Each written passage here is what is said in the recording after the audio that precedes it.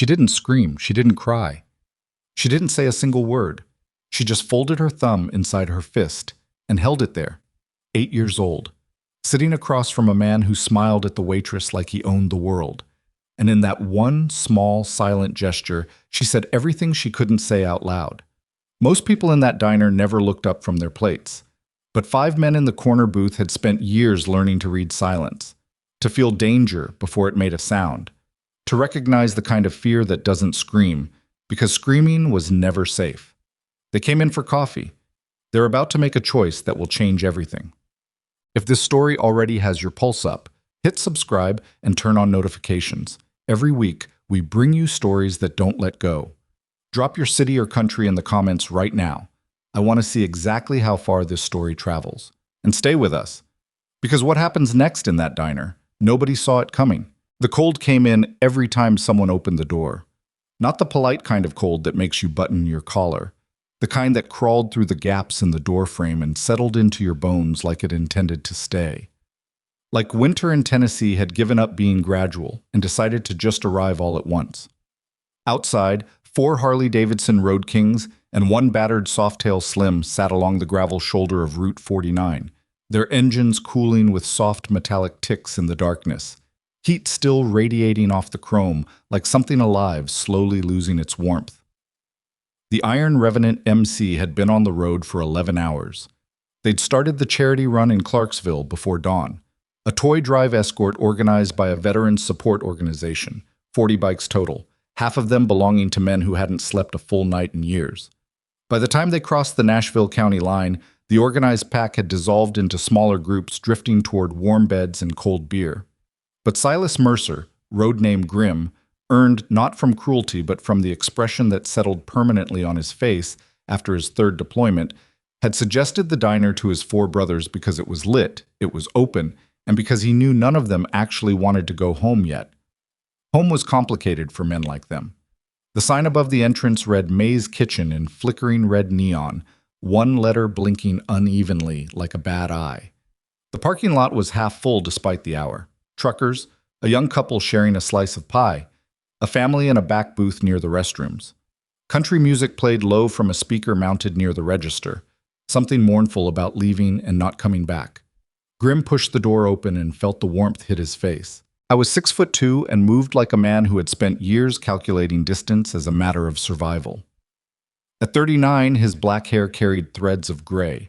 He'd stopped noticing, and the scar along his jaw had faded from angry red to pale silver over the years since Kandahar. His cut, the heavy leather vest bearing the Iron Revenant patch on the back, a skeletal figure in military silhouette above the words, "We carry what we survived," was worn smooth at the collar from years of use. He didn't look like a hero. He looked like a man who had used up whatever softness he was born with and had to find a different way to function. Behind him came the others. Nolan Hayes, Patch, ducked slightly under the door frame out of habit, though the frame was tall enough. He was 42, a former combat medic from Tulsa who walked with a slight list to the left, courtesy of a piece of shrapnel that never quite came out clean. His hands were massive and gentle in the way that only hands trained to save lives can be. Hands that had packed wounds in the dark and held the faces of dying boys. He wore his years like a man who'd long since accepted the weight. Darnell Crow Washington came in next, shoulders rolling with the easy movement of a man who'd been a scout, someone trained to inhabit space without disturbing it. He was the youngest of them at 34, lean and quiet, with dark eyes that cataloged a room in the first 3 seconds and filed everything away in some interior drawer he never fully opened to the others. He smiled rarely, but when he did, it was the kind of smile that made people feel like they'd passed a test they didn't know they were taking. Marcus Wrench Delgado and Tommy Tripwire Holt came in together, still mid-argument about something mechanical, voices low, hands moving. Wrench was the club's mechanic, stocky and broad through the chest, a former Army engineer who'd spent his 20s diffusing things and his 30s rebuilding them. Tripwire was wiry and restless, an EOD specialist who'd lost 2 fingers on his right hand to an IED outside Mosul and had gotten into the habit of tapping the remaining 3 against any available surface, table, knee, steering wheel, in a rhythm nobody else could hear. He wasn't anxious. He just hadn't found a way to be fully still since 2009. May's kitchen smelled like bacon grease and burnt coffee and the specific sweetness of a pie case that hadn't been emptied for the night. Grim felt some coiled thing in his chest loosen slightly. Not relax, and men like him didn't fully relax in public, maybe not anywhere, but loosen. The way a fist doesn't open, but releases just a fraction of its grip. They settled into the large corner booth, the one that put their backs to the wall and their eyes on the room, without discussing it. It was automatic. It had been automatic for years. The waitress, a heavy-set woman in her 50s with a name tag reading Donna, came over with menus they didn't need. "Coffee all around?" she asked. "Please," Grim said. She read the room the way good diner waitresses read rooms, with peripheral awareness and without judgment. 5 big men in leather vests and road dust didn't rattle her. She'd seen worse on a Tuesday. Grim's eyes were already moving. It wasn't something he chose. His brain had been rewired somewhere between his first rotation and his third. Rewired to process threat, deviation, and concealment before it processed anything else. A crowded room wasn't a room of people to him. It was a room of vectors and variables, exits and obstructions, postures that told stories the faces didn't. He found the anomaly within 90 seconds of sitting down. Booth 6. Left side of the diner, 2 tables over from a family with a toddler, angled so that the couple in the booth faced away from most of the room. A man and a woman and a child. The man was somewhere in his mid-30s, clean-cut in a way that telegraphed effort. Pressed flannel shirt, dark jeans without a wrinkle, jaw shaved close. He was speaking to Donna the waitress with the kind of charm that smelled like performance. The woman beside him was slight, her dark hair pulled back, her eyes directed somewhere into the middle distance between the table and the window. Not lost in thought. Somewhere more deliberate than that. Somewhere practiced. And across the table from them, pressed against the window like she was trying to put as much glass and cold air between herself and the booth as possible, was a little girl. 8 years old, maybe. Brown hair in a lopsided braid that someone had started and abandoned. A purple jacket that was too thin for the weather. She wasn't eating, she was watching the man, not the way a child watches a parent, with expectation or ease, but the way small animals watch something larger that hasn't decided to move yet. Grim lifted his coffee cup. He didn't point, didn't tilt his head, didn't say a word. But across the table, Crow's eyes moved, because Crow always knew when Grim's attention had caught on something. And within 10 seconds, the quiet shift in the booth told Grim that Patch had registered it too. Donna refilled their cups without being asked. The man in booth 6 laughed at something the man at the next table said. A big, public laugh, the kind you perform. The woman didn't look up. The little girl's hands moved slightly on the table, and Grim's focus narrowed without him meaning it to.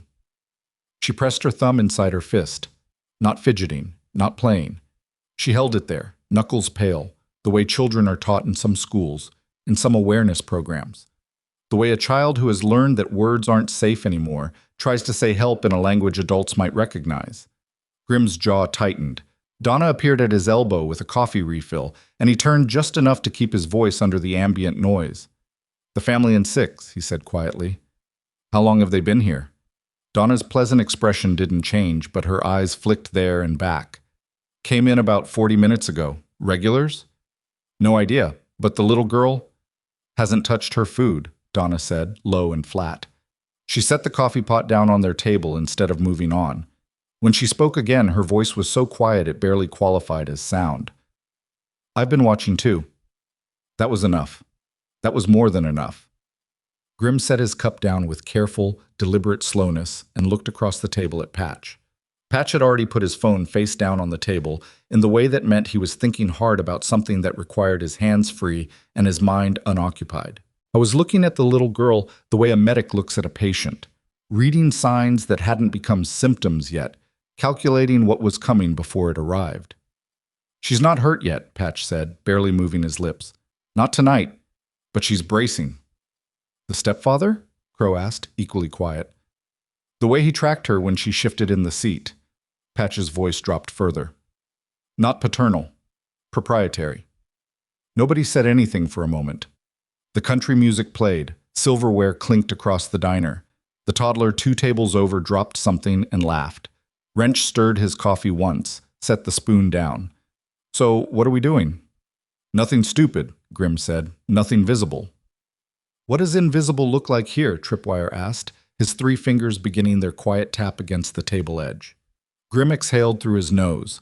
He had spent 2 tours in Afghanistan learning that the fastest response wasn't always the right one, that the wrong move at the wrong moment could close every door. He had learned patience under conditions that should have made patience impossible. He was not a man who charged into burning buildings. He was a man who had stood at the perimeter of a dozen burning buildings and found the one angle the fire hadn't thought of yet. Patch, he said, make your call. Patch picked up his phone. The man he was calling was not a lawyer or a policeman. She was a woman named Elena Brooks, a licensed child protective investigator who had been doing contract work with a veterans advocacy group for the past 4 years. She was sharp, experienced, and she did not panic. More importantly, she had learned that when Nolan Hayes called her with something in his voice that sounded like the absence of emotion, she needed to answer. She answered on the second ring. Patch's side of the conversation lasted under 3 minutes and consisted mostly of specifics: location, physical descriptions, duration, the girl's age and demeanor, the man's presentation, the way the woman held herself. He said the words distress signal once, flatly, and then listened. When he hung up, he looked at Grim. 30 minutes, he said. Grim nodded. He looked at Crow. Order food. Full plates. We're staying.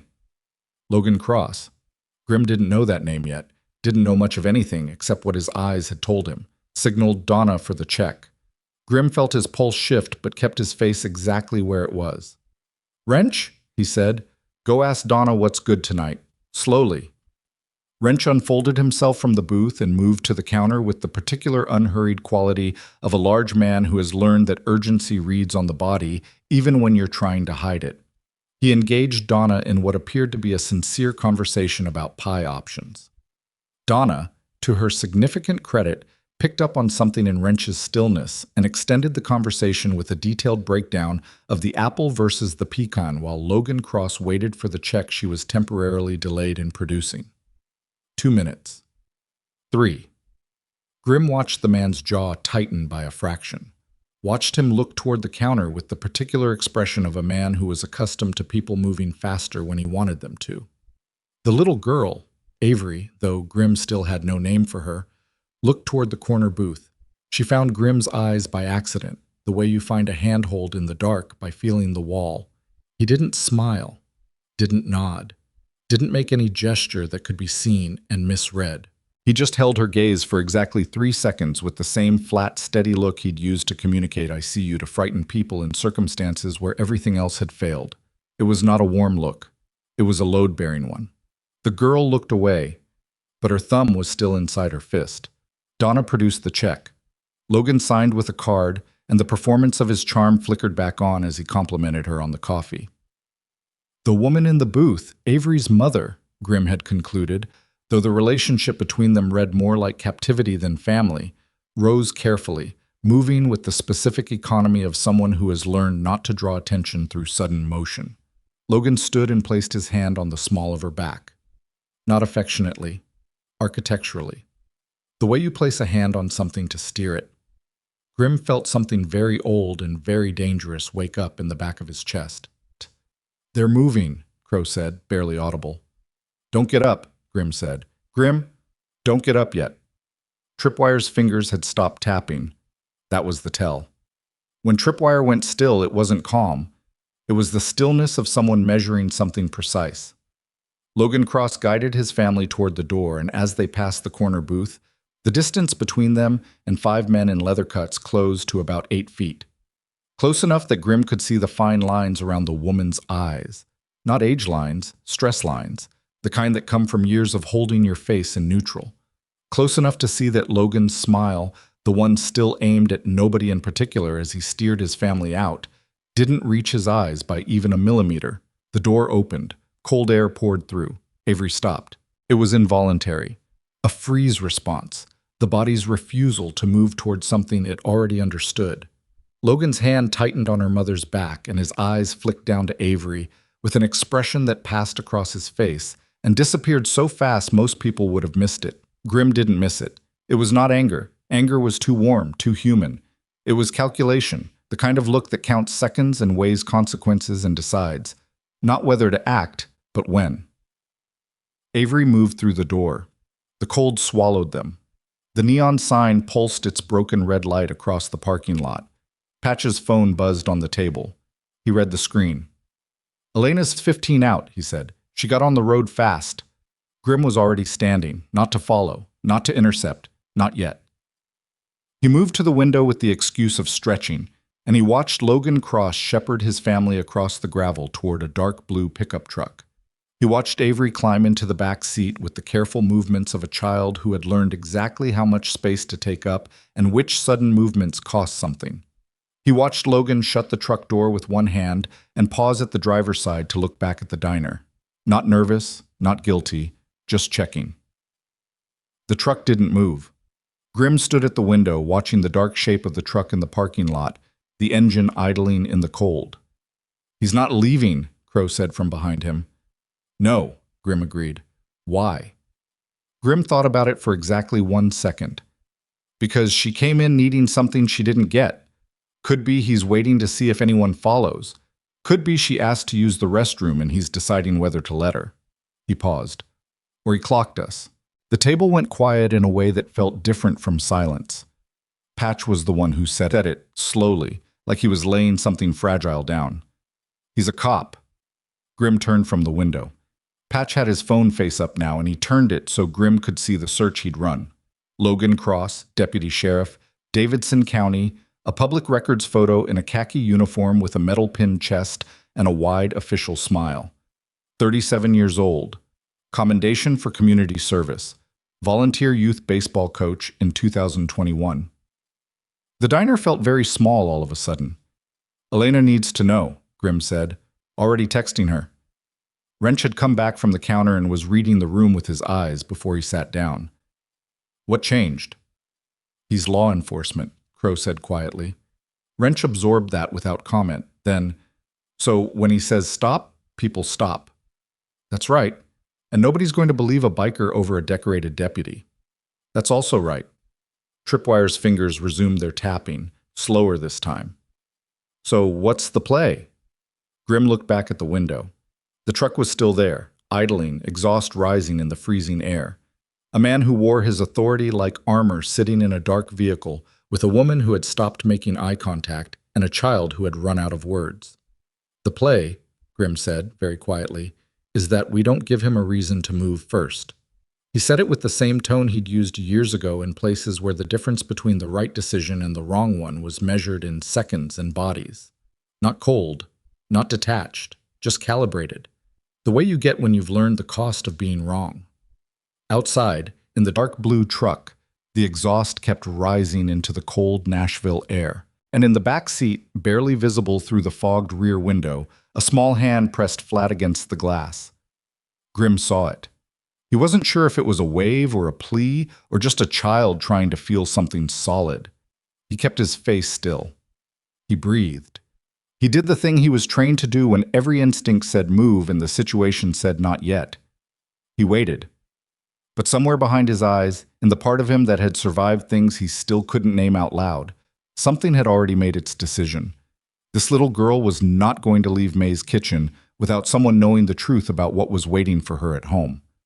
Whatever Logan Cross thought was going to happen tonight, whatever armor he wore, whatever badge he carried, whatever careful life he'd constructed around his secret, one thing had already changed. 5 men in a corner booth had seen what he didn't want seen, and Elena Brooks' headlights were 15 minutes down Route 49. The truck's exhaust kept rising. The neon sign kept blinking. And then, so quietly it almost didn't register, the truck door opened. Logan Cross stepped out into the cold, and he was walking back toward the diner. The door opened and the cold came in with him. Logan Cross moved through the entrance of May's kitchen the way a man moves when he owns the air in a room. Not fast, not slow, but with the particular unhurried authority of someone who has never had to wonder whether people would get out of his way. He wore his civilian clothes like a second uniform. The pressed flannel, the clean jaw, the careful public smile that he reactivated the moment he crossed the threshold, and Donna looked up from the counter. "Sorry to bother," he said to Donna, And his voice was the kind of voice that had probably charmed its way through 100 small transactions exactly like this one. Warm, practiced. My daughter left her jacket in the booth. Donna's expression did the thing it had been doing all evening, pleasant on the surface, reading beneath it. Of course, let me check. She moved toward booth 6. Logan's eyes swept the room. They found the corner booth. They found Grim. The two men looked at each other for exactly 4 seconds. 4 seconds that contained no smiles, no nods, no acknowledgement of any of the usual social currency people use to soften the fact that they are assessing each other for danger. Just two men, reading each other across a diner. And what passed between them in that silence was not hostility exactly. It was recognition. The particular recognition of men who have both spent time in environments where reading another person wrong carried a terminal consequence. Then Logan's gaze moved on, smooth and unhurried, and Donna returned with a child's knit hat, not a jacket. And Logan accepted it with a thank you that sounded genuine and moved back toward the door. At the corner booth, nobody spoke. The door swung shut. Crow exhaled first. He came back to look at us. He came back to count us, Grim said. Same thing. No, Grim said. Counting means he's running a number in his head. How many? How big? How much trouble? That's not a man who's frightened. That's the man deciding how much risk he's looking at. Patch turned his coffee cup in his hands. It was a habit he had when his brain was running faster than he wanted it to. Something to occupy his hands so the rest of him could think. Which means he clocked something, or someone spooked him. Or he's just thorough, Tripwire said. Some men are just thorough. Men like that are always thorough, Grim agreed. That's what makes them dangerous. Wrench had been quiet through all of it, watching the window. The truck was still in the lot. Logan had not gotten back in yet. He was standing at the driver's side door, and in the orange wash of the parking lot's single working light, he appeared to be on his phone. His back was to the diner. His posture was contained. He's calling someone, Wrench said. Sheriff's department? Crow asked. Buddy system, Patch said quietly. Men like him always have a buddy system. That landed on the table like something heavy, and nobody moved it. Grim looked at Patch directly. Elena, I know.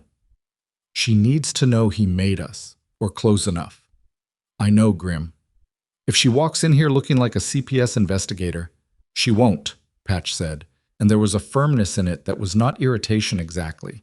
More like a man asserting that the person they trusted was worth trusting, because he needed to believe that right now. Elena's been doing this for 12 years. She knows how to walk into a room. Grim held his gaze for a moment.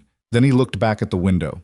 The truck still hadn't moved. Outside, the Harleys sat on the gravel shoulder with their chrome cooling in the freezing air, and the cold pressed against the glass of May's kitchen like it was curious about what was happening inside. Avery Quinn sat in the back seat of that truck. Grim didn't let himself think too specifically about what that meant right now, because specificity in that direction led somewhere that made his hands want to do something irreversible. He had learned, painfully and over years, that the most dangerous thing a man like him could do was let his emotional register exceed his tactical one. He had made that mistake once before, in a compound outside Jalalabad, and the memory of it lived in his chest like a stone he carried because he'd earned it. He made himself breathe. The door opened again, and the cold came in with someone new. She was 41 and looked 35 in dim light, and 48 when she was tired, and tonight she was tired. Elena Brooks wore a dark pea coat over jeans and boots, carried a canvas tote bag that looked like it belonged to someone who graded papers for a living, and she walked to the counter and sat on a stool with the ease of a woman who had spent her entire career becoming invisible in public places. She ordered coffee without looking at a menu. She did not look at the corner booth. Donna poured her cup and leaned on the counter the way she'd been doing all night. Easy, unhurried, the geography of someone who lived here. And the two women exchanged a few words that looked like small talk and were not. Logan was still in the parking lot. Grim watched Elena's reflection in the window glass. She was reading the room through the reflection of the pie case behind the counter. The convex chrome surface distorted everything slightly, but gave her a wide angle on the whole diner. She'd chosen her stool deliberately. She'd had the angle mapped before she sat down. Patch exhaled softly. Good girl. Don't call her that, Crow said. Figure of speech. Still, Patch conceded it with a tilt of his head. In the parking lot, Logan Cross finished his call. He stood with the phone at his side for a moment, not moving, just standing in the cold with his face turned slightly upward, the way people do when they are recalibrating. Then he got back in the truck. The engine didn't start. "What is he doing?" Tripwire murmured. Nobody answered because nobody knew, and that was the kind of not knowing that had a weight to it. Grim turned from the window. "Wrench, take a walk to the bathroom, through the back. Check if there's an exit back there besides the front." Wrench left without comment. Crow turned his coffee cup and looked at Grim with the particular expression he used when he had a thought he wasn't sure he was supposed to have yet. It was a careful look. Crow was always careful with what he said, which meant when he spoke, the room tended to hear it. "You know what bothers me," he said. "Several things bother me," Grim said. "He came back in here without the kid, without the mother, alone." Crow let that sit for a second. That means he left them in that truck knowing he might have to come back in here and deal with whatever this is. He separated himself from his leverage. Grim looked at him. "Which means," Crow continued very quietly, "he's not worried about losing them. He's confident they'll stay." The table processed that. "She won't run," Patch said, and his voice had something raw at the edge of it that he usually kept further back. "The mother, she won't run because she's tried before and it didn't work, or because he's made sure she understands what trying costs." He turned his cup again. "I've seen it. I've seen it in women who came into the clinic in Kandahar, and I've seen it in women who came into the free clinic in Memphis, and it looks the same. The way they move, the way they hold their face. She's not going anywhere he hasn't already accounted for." Silence. Tripwire's fingers had started again, quiet against the table's edge. "So what do we have? We have a cop who made us watching from the parking lot. We have a 12-year veteran investigator sitting at the counter who needs to get eyes and words on the kid. We have a kid who is, 50 feet away in a dark vehicle, and we have—" He stopped. He stopped because Elena had gotten up from her stool. She picked up her tote bag, pulled her coat tighter, and walked toward the door. Not toward booth 6, not toward the back, but directly toward the exit. The door opened and the cold took her, and for one suspended second, Grim thought something had changed, something had gone wrong. She'd read the situation and pulled back. Then he understood. "She's going to the truck," Crow said, reading it at the same moment. Not as an investigator, as a stranger, as a woman who maybe needed help with directions, or noticed a child's face against the window, or had some other gentle fiction that gave her 45 seconds beside that vehicle. Grim made himself stay seated. He made himself pick up his coffee cup and raise it slightly, and look at nothing in particular because the worst thing any of them could do right now was telegraph toward that parking lot. Wrench came back from the bathroom corridor and slid into his seat. "Back door's a fire exit, alarmed. Kitchen's got a service entrance, but it's padlocked from the inside." "One way in, one way out," Grim said. "For us and for him," Wrench said. 2 minutes passed. The country music changed to something with a fiddle. Donna refilled coffees at tables she didn't need to refill, moving through the diner with the calibrated naturalism of a woman who had spent 40 years learning how to be present without being noticed. Elena came back through the front door. She sat back at the counter, ordered pie she wasn't going to eat, and in the reflection of the chrome pie case, her eyes found the corner booth. She touched the rim of her coffee cup with 2 fingers. 2 minutes, Patch translated, so quietly only the table heard it. "What did she get?" Crow asked. "Something. Enough." Patch's jaw was tight. "Or she'd have given us nothing." Grim set his cup down. His hands were steady. He had trained them to be steady in circumstances that made steadiness feel like a category error, and they remained that way now. But beneath the steadiness, something had been awake since the moment he first saw Avery's thumb inside her fist, and it was not diminishing. The truck door opened. Not Logan's side, the back door, driver's side rear. Avery Quinn stepped out onto the gravel parking lot in her thin purple jacket, and even through the diner window and 40 feet of cold, dark air, Grim could see her breath rising in quick white puffs. Logan was out a half-second later. His hand closed on her shoulder from behind. Not rough in the visible sense, but definitive in the way a clamp is definitive. "He's bringing her back in," Tripwire said. "Why?" Crow said. It wasn't a question. "Because Elena went to the truck," Grim said. "He saw it. He doesn't know who she is, but he saw a stranger approach his vehicle, and now he wants his kid inside where he can see the room and the room can see him." He paused. Where everything looks normal. The bell above the door rang. Logan Cross walked back into May's kitchen with his hand on Avery's shoulder and the wide smile already in place, and he steered her toward booth 6 and settled her into the inside seat, the seat against the wall, and sat across from her. Not beside her. Across. So he could see her face. The mother did not come in. Grimm noted that with a cold, specific attention. Logan flagged Donna down and ordered hot chocolate for the girl, coffee for himself, and did it with the ease of a man who had never once in his life had to perform normalcy because he'd always understood that normalcy was a performance. Avery sat with her hands in her lap and her eyes on the table. Elena had not moved from her stool. She was eating her pie in slow forkfuls, and she was doing it with the patience of a woman who understood that the next move had to be the right move, and the right move required waiting for the room to settle. Patch's phone buzzed. He read it. His expression did not change, but something behind his eyes did. A minute shift, the kind you only caught if you had spent years watching Nolan Hayes' face because it was the most reliable instrument in the room. What? Grimm said. Patch turned the phone so only Grimm could see the screen. It was a county record search. Elena had run from her phone in the parking lot and texted to Patch while she was inside. 3 results. A name, a case number, and a line of text that Grimm read twice before the full weight of it settled. Cross, Logan R. Internal Affairs Review, 2019's. Complaint withdrawn. Complainant, Sarah M. Quinn. The mother's name. Sarah Quinn had filed a complaint against Logan Cross 2 years before Grimm imagined they'd ever been together, and the complaint had been withdrawn. And Logan Cross had a commendation medal.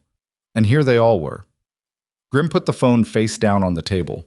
For a moment he didn't trust himself to speak, and that was a rare enough thing that Crow noticed and looked at him with an expression that asked a question without using words. He's been reported before, Grimm said. Crow absorbed that.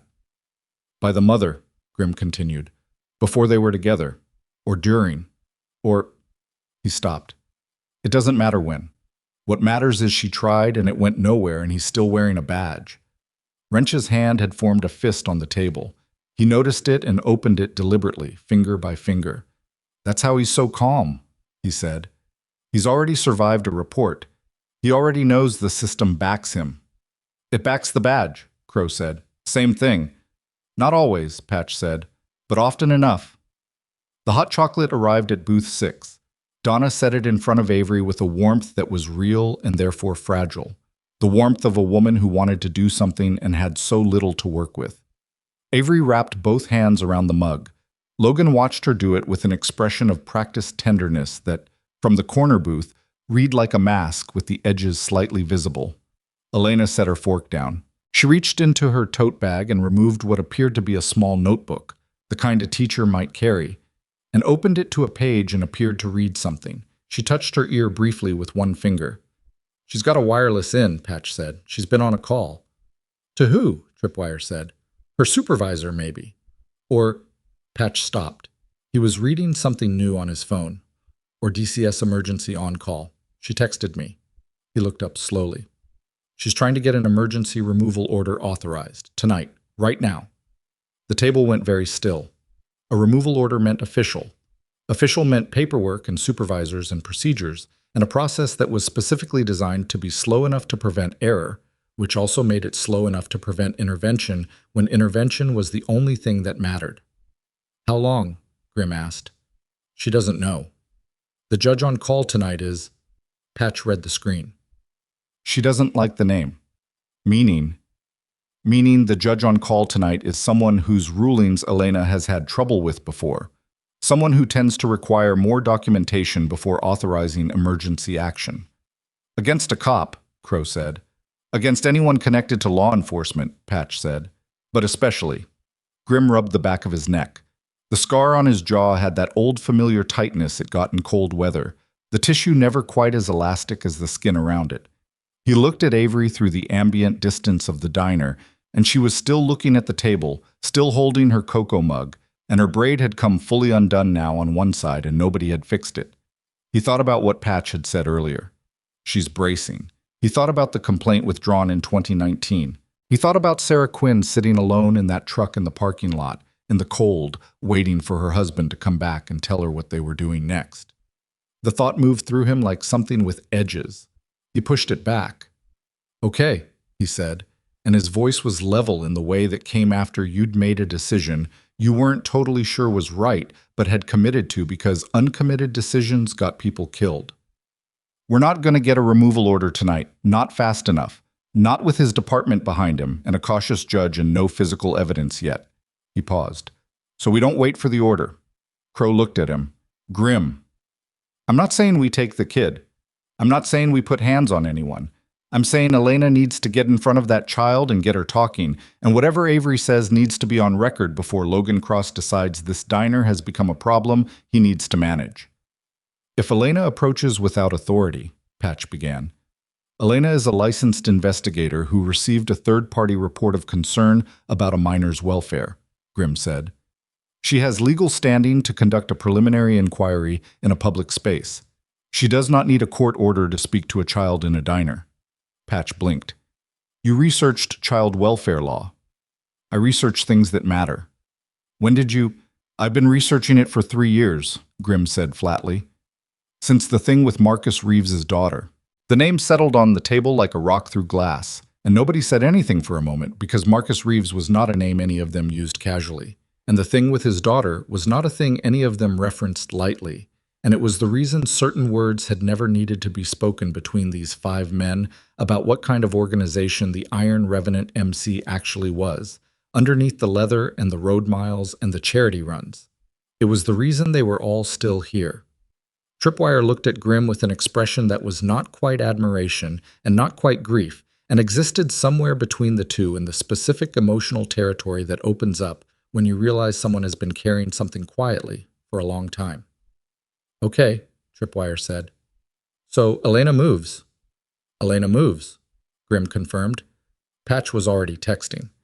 Across the diner, Elena closed her notebook and placed it in her bag and stood up from her stool with the unhurried ease of a woman who had just decided to use the restroom.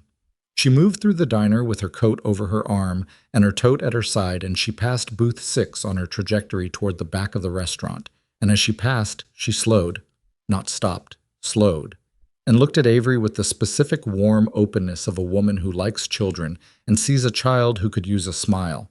And she said something brief and light, something that looked from a distance like the kind of incidental adult pleasantry that happens in diners, and she moved on. Logan Cross watched her. He watched her the way he watched everything, comprehensively, without appearing to. Elena went to the back of the diner. 30 seconds passed. 40. Logan looked at his phone. He typed something. He looked at Avery and said something low, and the girl's chin came up very slightly in the way of a child responding to a directive, and she slid out of the booth. "He's sending her to the bathroom," Crow said. "Is he watching the hallway?" Grimm asked. "Can't see it from his angle," Wrench said. Not without turning full around in his seat." Grimm's hands were flat on the table. "She's going to get 2 minutes, Patch said.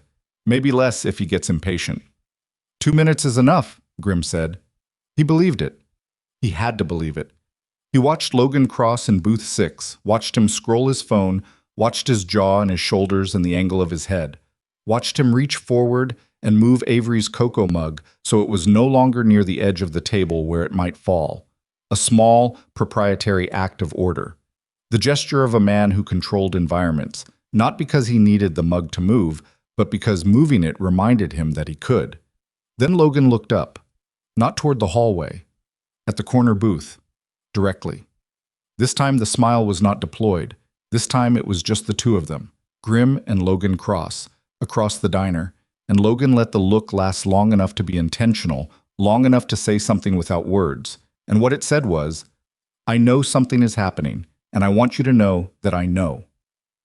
Grimm held the look. He did not fold. He did not reach for his coffee. He did not perform indifference. He met Logan Cross' eyes with the flat, absolute stillness of a man who had stood on rooftops in the dark and made decisions about what was worth killing for. And he let Logan Cross read whatever he needed to read in that. And he waited. Logan Cross looked down at his phone. His jaw had changed. The pleasantness was still there in the line of his mouth, but something had shifted behind it. Some configuration, some calculation. and when he put his phone down, his hand rested on the table with the fingers slightly curled. "He's made a decision," Crow said quietly. "Which one?" "Don't know yet." The hallway at the back of the diner was dark beyond the reach of the main lights. Elena was in there with Avery Quinn, and whatever was happening in that corridor was happening outside of Grimm's sight and Logan Cross' sight, and the only thing standing between the space in that hallway and the moment Logan Cross decided to stand up and walk toward it was what happened in the next 60 seconds in this diner. Logan moved his phone to his jacket pocket. He moved his coffee cup to the center of the table. He put both hands flat on the table and looked toward the back hallway. And Grimm stood up. Not fast, not aggressive. He stood up from the booth, the way you stand up when you've spent decades learning that size and stillness together communicate more than noise ever could. He stood up, and he was 6'2", and he carried the specific gravity of a man who had not flinched at things that should have broken him, and he moved out from the booth and into the aisle between the tables, and he stopped. He stopped in the exact position that placed his body between booth 6 and the back hallway. Not blocking, not threatening, just present. Just occupying the geography in a way that made certain paths require a conversation first. Logan Cross looked at him. Grimm looked back. Crow was on his feet. He hadn't planned to stand. He just was. Because 5 years of writing together creates a nervous system that functions as a unit, and when one part moves, the others move. Patch was still seated, phone in hand, eyes on the hallway. Wrench and Tripwire remained in the booth, but they were no longer relaxed. The diner had not noticed yet. The truckers were talking. The young couple was sharing the last of their pie. Country music continued its mournful accounting of everything that had been lost. Logan Cross looked at the two men standing in the aisle. He looked at the hallway. He looked back. And then, quietly, with the particular deliberateness of a man controlling a situation he would not acknowledge was slipping, he reached into his jacket. Grimm's entire body went into a different register. Not panic, nothing so uncontrolled as that. Something older and more precise that said weapon and calculate in the same split second and produced absolute stillness as its output. But Logan's hand came out with his badge. He laid it on the table. Face up. Deliberate. A statement ran a credential. And he looked at Grimm, and the look said, "You know what this is, you know what this means, you know how this ends for men like you." Grimm looked at the badge. He looked at Logan Cross. And from the hallway behind him, he heard Elena Brooks say 3 words in a voice that was steady and professional and carrying a weight that meant she had gotten what she needed and everything had just changed. "I need a witness. I need a witness." 3 words. Elena's voice came from the hallway behind Grimm with the particular flatness of someone who had just heard something that required immediate documentation and was already thinking 3 steps ahead of the moment they were standing in. Grimm didn't move toward the hallway. He kept his eyes on Logan Cross. Logan was still seated. His badge was still face up on the table. His hands were still flat on either side of it, and his expression had completed its transformation. The warmth entirely gone now, the performance suspended, and what was underneath it was not rage, which would have been easier to read, but the cold, calculative stillness of a man reorganizing his options in real time. "Sir," Grimm said. Not threatening, just occupying the word. Logan looked at him for 1 more second. Then he looked at Crow, who was standing 2 feet to Grimm's right. Then he looked at the hallway. Then he stood up. "That's my daughter back there," he said, and his voice was completely controlled and completely wrong in the way that a recording of a voice is wrong. Technically accurate, humanly absent. "Then she's fine," Grimm said. A beat. "I'd like to see her." "She'll be out in a minute." Logan's jaw moved slightly. "You don't have any authority here." "Neither do you," Grimm said. "Not tonight. Not like this." It was the right thing to say, and the dangerous thing to say, and Grimm knew both those things simultaneously. Logan Cross's eyes narrowed by a fraction. Not surprise, just recalculation. And he picked his badge up from the table and slid it back into his jacket with a movement so practiced it had become invisible to him. "I'm going to walk back there," Logan said. "You can try," Grimm said. The diner had noticed now. Not all of it, not the truckers, who were deep in their own world. But the young couple had gone quiet, and Donna had stopped moving behind the counter, and the quality of the ambient noise had changed in that way that happens when enough people in a room simultaneously decide to pay attention to the same thing without wanting to appear to. Crow stepped slightly left. Not dramatic, just enough to widen the wall they were making. Logan looked at the two of them. He looked at Wrench and Tripwire still in the booth. Wrench with his arms folded, Tripwire with his hands on the table, and his three-fingered right hand completely still for the second time tonight. Something moved behind Logan's eyes, something that looked, for just a fraction of a second, like the awareness that he had miscounted. Then Elena came out of the hallway. She was holding Avery Quinn's hand. The girl was not crying. That was the thing Grimm noticed first. She was not crying, and she was not looking at Logan Cross, and the hand holding Elena's was gripping with a particular desperate tension that made Grimm think of someone who has found a rope in water and intends to hold it until they no longer need to. Elena walked to the counter. She set her tote bag on the stool, reached in, and produced a small digital voice recorder, which she placed on the counter surface with deliberate, visible care. Then she looked at Logan Cross. "Mr. Cross," she said, "my name is Elena Brooks. I'm a licensed child welfare investigator. I've just conducted a preliminary welfare check on your daughter under Tennessee Code Annotated 37-1-114, which authorizes an inquiry into a minor's well-being upon reasonable concern reported by a third party." She paused. "I need to ask you a few questions." The diner was very quiet. Logan's smile came back. It was a different configuration than before, tighter, more precise, like a tool being selected for a specific job. "I know my rights, Ms. Brooks." "Good," she said. "Then you know I'm not currently asking for your cooperation. I'm informing you of a process that's already underway." "On what basis?" "Avery spoke to me," Elena said. "That's sufficient basis." Logan's eyes moved to Avery. Avery did not look up. That was the moment. Grimm felt it the way you feel a shift in air pressure before weather arrives.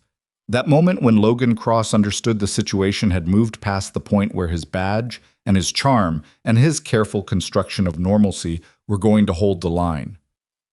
Grimm watched it cross his face in the time it takes to blink, and what replaced his composure wasn't panic and wasn't rage. It was something more disciplined and therefore more frightening. It was contingency. "I want to call my attorney," Logan said. "You're not under arrest," Elena said. "You can call anyone you like." "Then I'm leaving." "You can do that too," Elena said. "Avery stays." The word stays landed like a physical thing. Logan looked at his daughter. Avery's hand tightened on Elena's, a small, visible thing, a thing everyone in that diner who was watching, and by now everyone was watching, could see. "Avery," Logan said, and his voice dropped to a register. Grimm recognized from a different context entirely. The voice a commanding officer uses when he needs instant compliance and is not interested in the emotional weather of the person receiving the order. "Come here." Avery's chin came down. She did not move. Logan's jaw tightened. "Avery." Donna's hand moved under the counter. Grimm didn't look directly, but he clocked it in his peripheral vision. She was reaching for the phone she kept below the register, the landline she used for to-go orders. And she was doing it the way people do things they've made a quiet decision about without announcing it. She was calling 911, not because she'd been asked to, because she was a woman in her 50s who had run a diner on Route 49 for 23 years, and she had seen things in that time, and she had opinions about them, and those opinions had just produced an action. Logan Cross took a step toward his daughter. Grimm moved. Not a lunge. Not an attack. He simply closed the distance between himself and the space between Logan and the counter, and he did it in 2 steps that were perfectly even and perfectly controlled, and he stopped with approximately 3 feet between himself and Logan Cross, and he put his hands at his sides where they were visible, and he looked at Logan with the expression that had no name because it wasn't an expression so much as a state, the state of a man who has decided exactly how far this goes and is not afraid of any version of how it ends. "Don't," Grimm said. One word. Logan looked at him. Really looked. The way you look at something you're trying to accurately assess. Grimm was 6'2" and 220 pounds, and he had the kind of physical presence that came not from size alone, but from the particular way combat-trained bodies occupy space, economically, with no wasted motion, with the suggestion that every position was chosen rather than arrived at. Logan was not small. Logan was probably strong, but Logan was looking at a man who had made peace with pain in a way that made pain a diminished threat, and he was reading that, and whatever calculation he was running, it was producing a result that was causing him to hold. His phone rang. He looked at the screen. Something changed in his face. A flicker, a single frame of something that might have been relief or might have been strategy. And he answered it. "Yeah," he said. A pause. "I know." Another pause.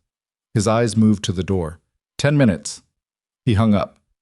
He looked at Grim, then at Elena, then at Avery, with a look that Grim would think about later. That specific look, the one that said, "This isn't over," in a language that a 37-year-old man had refined over years of practice. And he picked up his coffee from the table and set some cash beside it and walked to the door. He did not run. He did not argue. He did not make another play for Avery. He left. The bell above the door rang. The diner exhaled. Donna was already on the phone behind the counter, her voice low and precise, giving the address. Elena had her arm around Avery and was speaking to her quietly, her face turned away from the room. Avery had not looked up since Logan walked out, and her shoulders were doing a thing that wasn't quite shaking and wasn't quite stillness. Some frequency between them that Grim recognized as the body releasing something it had been holding for a very long time. Crow appeared at Grim's shoulder. "You walked out too easy," he said. "I know. That phone call. I know." "He's not gone," Crow said. "He just changed positions." Grim was already moving toward the window. Outside, Logan's truck was pulling out of the parking lot. Not fast, not fleeing, but turning left onto Route 49 with the deliberate pace of a man executing a plan rather than abandoning one. The taillights shrank and disappeared around the curve where the tree line began. "Patch," Grim said. Patch was already at the door. He pushed it open and the cold hit them both, and he stood on the narrow concrete step of May's kitchen with his phone to his ear, and Grim stood beside him and let the cold air do what cold air does. Clear the head, sharpen the edge. Remind you that the temperature doesn't care how the situation is going. Patch said 3 sentences to whoever answered. He listened. He said 2 more. He hung up. "Local PD is 8 minutes out," he said. Elena's supervisor authorized emergency protective hold pending assessment. Avery doesn't leave with Logan tonight regardless. "The mother," Grim said. Patch was quiet for a second. "Still in the truck." Elena sent someone, a DCS colleague who was already en route. She should reach Sarah Quinn in the parking lot in... He checked his phone. 6 minutes. 6 minutes.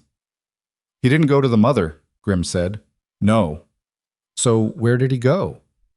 It wasn't a question he expected Patch to answer because it wasn't a question that had an answer yet. And standing on the step of a diner in Tennessee in the freezing cold at 9:43 at night, with the neon sign making its broken red pulse on the gravel and the Harleys sitting dark and patient in the lot, Grim felt the shape of the situation shift in a way that his bones registered before his brain articulated it. The call Logan received. 10 minutes. "I know. I know." The way his eyes went to the door before he spoke. Not the door as an exit.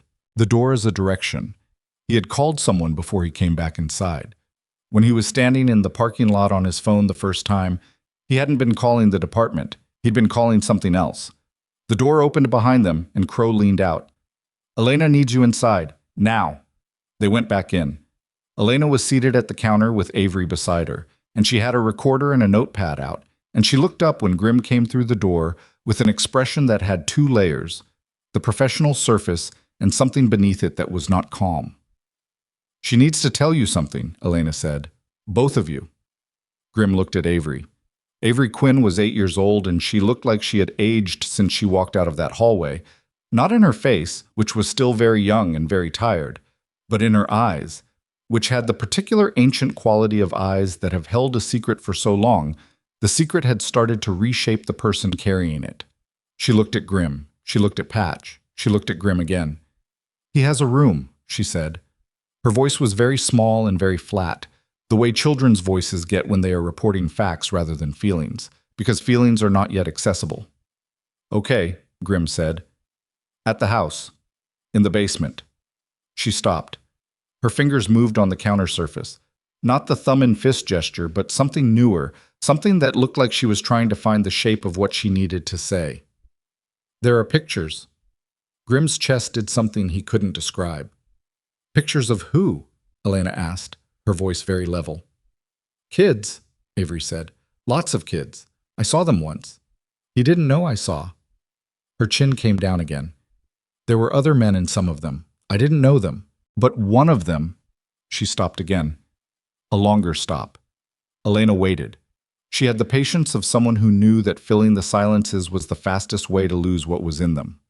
One of them was in a uniform, Avery said. Not like Logan's, a different one. Dark.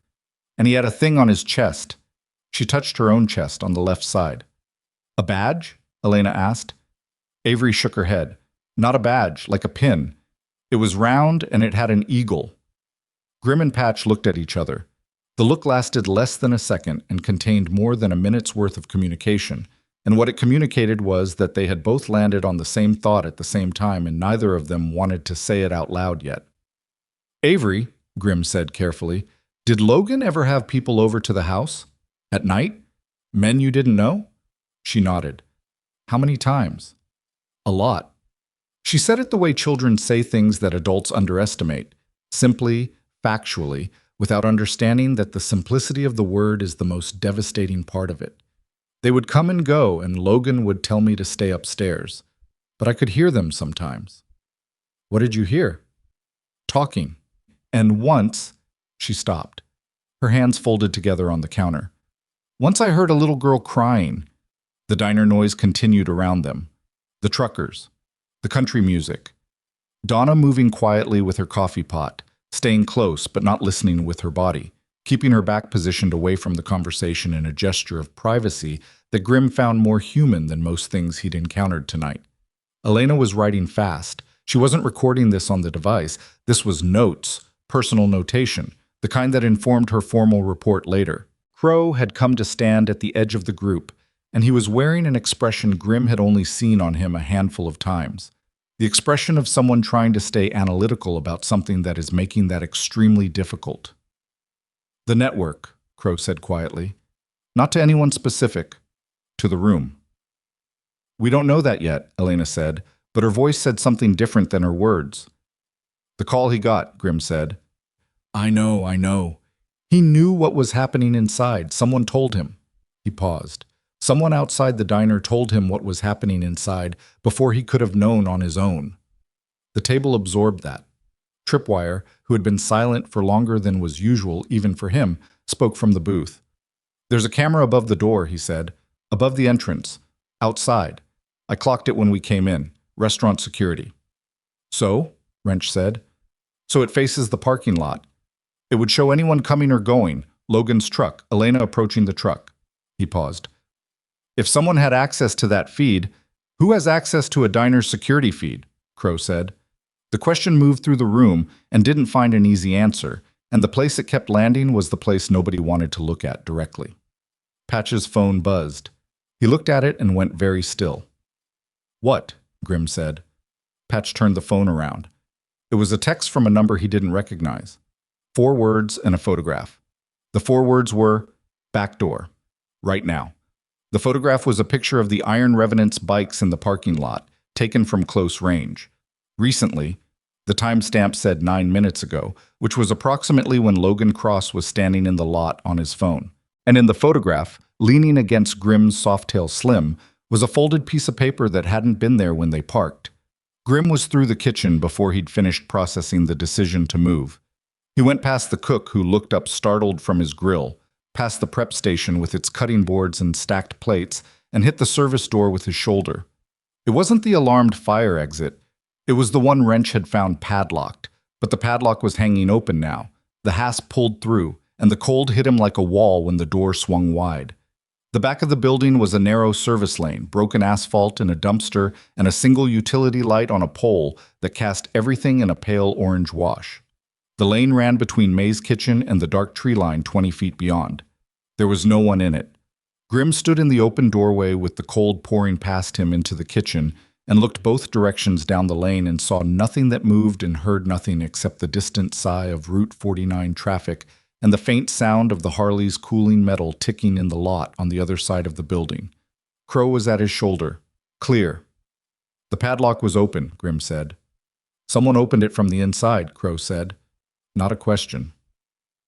They went back through the kitchen. Grim pushed through to the diner floor and his eyes found Donna at the counter. Donna was looking at him. She had the expression of a woman who has just understood something and is not sure what to do with it. Your back door, Grim said. The padlock.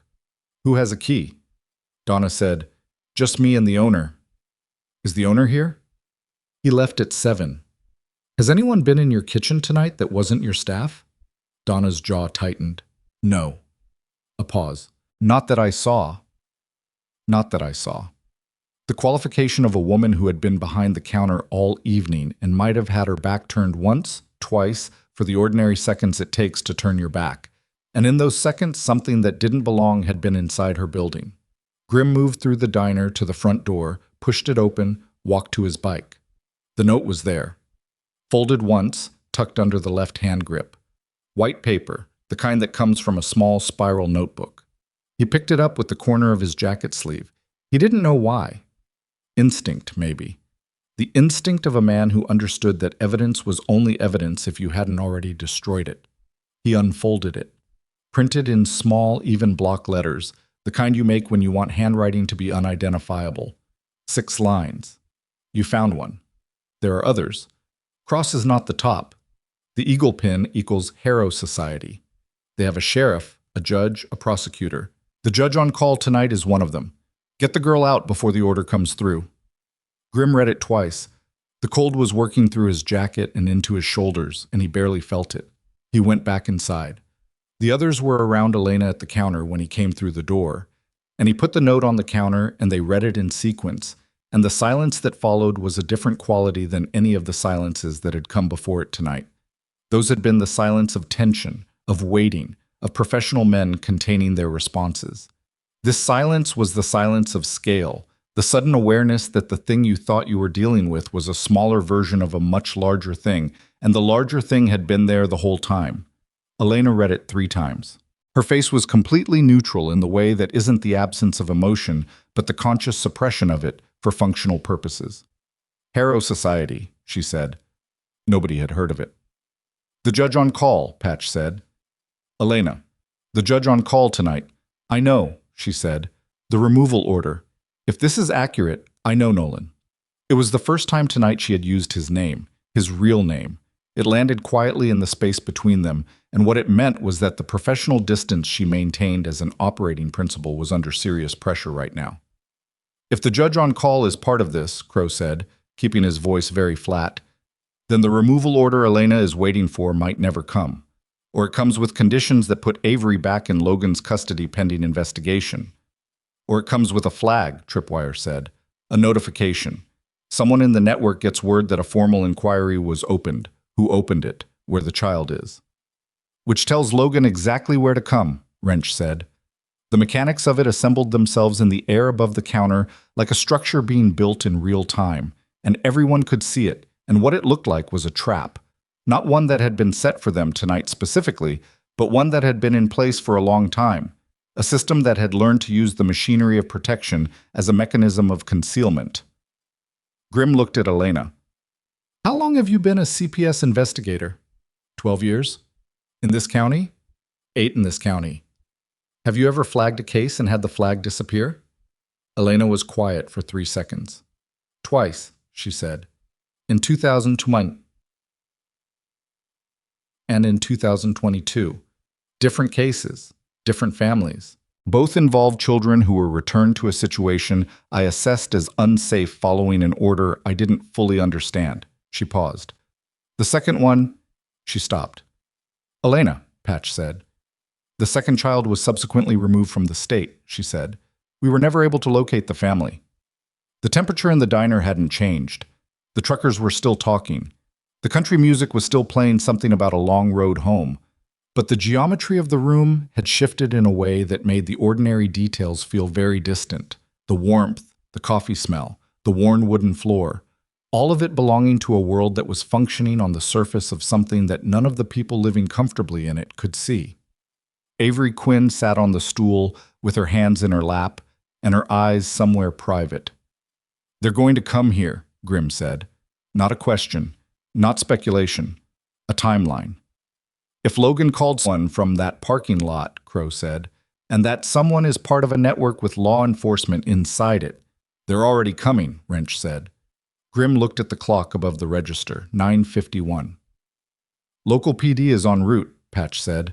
"Donna called 8 minutes ago." 8 minutes ago," Grimm repeated. "Who dispatched them?" The question went through the room like cold water. Donna, standing near the end of the counter, put her hand over her mouth. She didn't say anything. She didn't need to. The question answered itself in the look on her face, in the realization moving behind her eyes that the 911 call she'd made, the call she'd made to protect the child, had gone into a dispatch system staffed by people she didn't know, routed through a department that might contain men who were not what they appeared to be, and whatever she had said on that call was now known by whoever was listening. Avery's address, Logan's name, the diner's location, all of it. "How long until local PD arrives?" Grimm said. "Could be 6 minutes," Patch said. "Could be 2. "And we don't know who's in the car," Crow said. "No," Grimm said. "Elena," Patch said, turning to her. "Do you have a contact in the department you trust completely?" "Not generally. Completely." Elena thought for exactly 2 seconds. 1. She's a detective. Homicide. She's not part of whatever... She stopped herself. "I can't know that for certain." "Best option," Grimm said. "She's not on tonight." "Call her anyway." Elena was already dialing. Grimm turned to face the room. His 4 brothers, a 12-year investigator on the phone, a frightened child on a stool, a diner full of people who had no idea that the ordinary night they were having had a much larger darkness underneath it. And he felt something settle in his chest that was not peace and was not resolve exactly, but was the particular quiet that arrives when a situation removes all ambiguity about what has to happen next. They could not wait for an order that might never come, or might come from inside the network itself. They could not trust the responding units without knowing who they were. They could not leave Avery here, and they could not move without becoming the thing Logan Cross had already tried to make them look like. 5 men in leather cuts taking a child in a diner, which was the story that would be told if the wrong people arrived first. The window at the front of May's kitchen showed Route 49 in both directions, empty in one, and in the other, at the far edge of the tree line where the road curved, the first suggestion of approaching headlights. 2 sets. Moving fast. "Grimm," Crow said. "I see them." "What do we do?" Grimm looked at Elena. She was still on the phone, her voice low and rapid, her eyes on the window. He looked at Patch, who was looking back at him with an expression that said, "Whatever you decide, I'm already there." He looked at Avery Quinn, who had raised her eyes from her lap and was looking at the window too, and her face was not a child's face in that moment. It was the face of someone who had learned very young that arriving headlights sometimes meant the thing you feared was coming rather than leaving.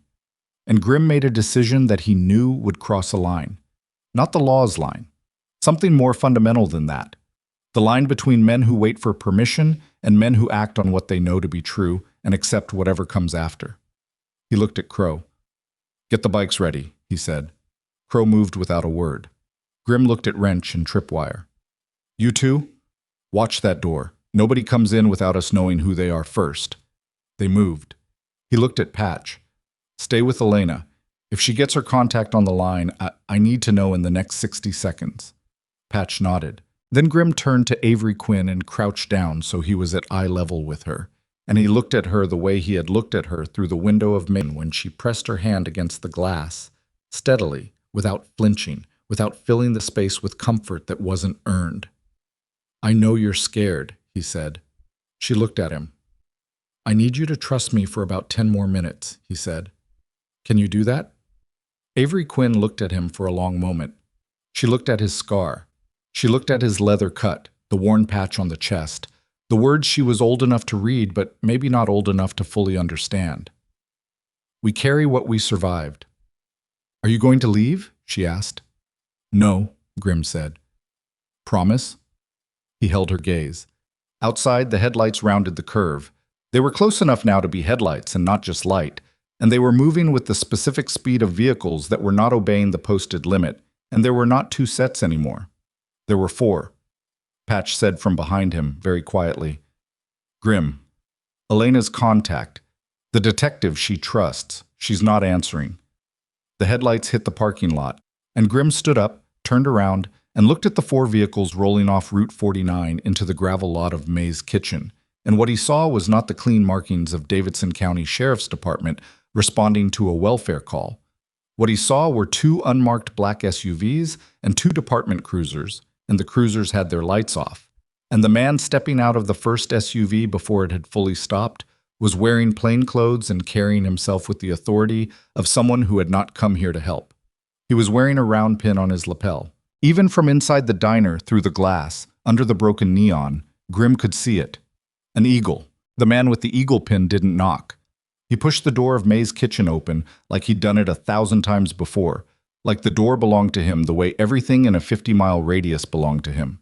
Through weight, through arrangement, through the specific gravity of a system that had been built quietly and carefully over years to ensure that whatever he needed to happen, happened. He was 50-something, silver at the temples, wearing a dark sport coat that fit the way expensive things fit when you've stopped noticing they're expensive.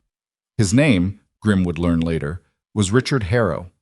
But in this moment, he was just the eagle pin and the eyes behind it, pale gray eyes that cataloged the diner in 3 seconds, the way Crow cataloged rooms, but without Crow's discipline, without the restraint of a man who understood that showing your full read was a tactical error. Harrow didn't care about tactical errors, because he'd never needed to. Two men came in behind him.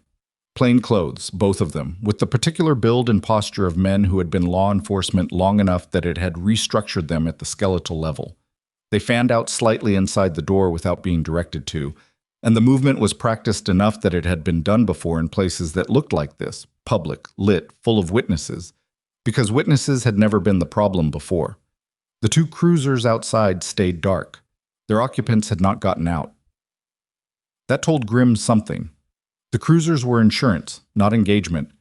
Whatever Harrow intended here, he'd come to handle it quietly, to make it look like procedure, to make it look like the natural conclusion of a welfare check that had been resolved through proper channels. Harrow's eyes moved past the truckers, past the young couple who had gone very still, past Donna at the counter, and found Grim standing in the center of the diner floor. "Mr. Mercer," he said. The name in his mouth was a statement of research, a statement of preparation.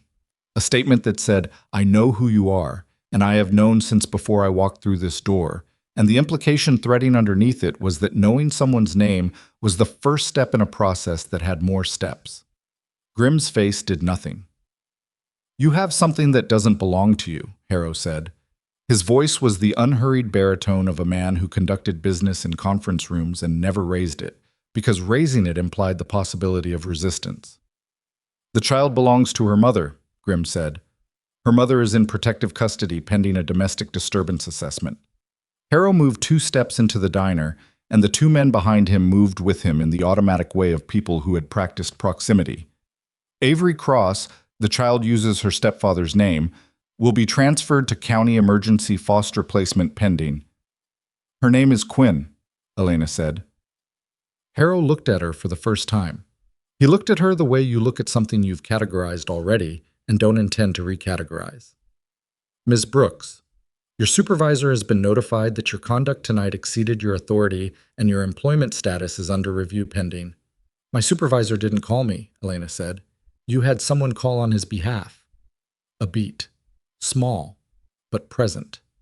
Harrow's expression didn't shift, but something in the configuration of his stillness changed minutely. The adjustment of a man who had expected a shorter conversation. "The child," he said, redirecting with the ease of someone who treated inconvenient information the same way a river treats an obstacle, "will come with us now." "No," Grim said. The word dropped into the diner like something structural giving way. Harrow looked at him. Really looked the way he'd looked at Logan Cross calculations in the parking lot, assessing. "Mr. Mercer, you are a civilian with a prior assault charge from 2014 who is currently standing between a law enforcement officer and a minor child in his legal custody. I would recommend Logan Cross isn't in this room, Grimm said. His rights transfer to the department pending. Show me the order, Grimm said. Harrow stopped. The custody transfer order, Grimm said. Show me the paper. Show me the judge's signature. Show me the authority you're operating under right now. The diner was absolutely silent. Even the country music had cycled to a break. The truckers had stopped talking. Donna was not moving. The young couple at their table had their phones out, and Grimm caught it in his peripheral vision. Not the couple looking at their phones, but the couple holding them at an angle that meant the cameras were facing outward, facing the room, recording with the quiet, deliberate intention of people who had decided that what they were witnessing needed to be witnessed. Harrow saw it too. He saw it and made a calculation. Step aside, he said to Grimm. No. Patch was to Grimm's left, and Crow was positioned near the counter, and Wrench and Tripwire held the geography near the front door without touching either of the two men standing in it. Nobody had raised a hand. Nobody had made a physical threat. They were simply present. 5 large men in leather cuts occupying the spaces of a room with the trained deliberateness of people who understood that geometry was its own kind of language. Harrow's right-hand man moved. He moved toward the counter, toward Elena, toward Avery.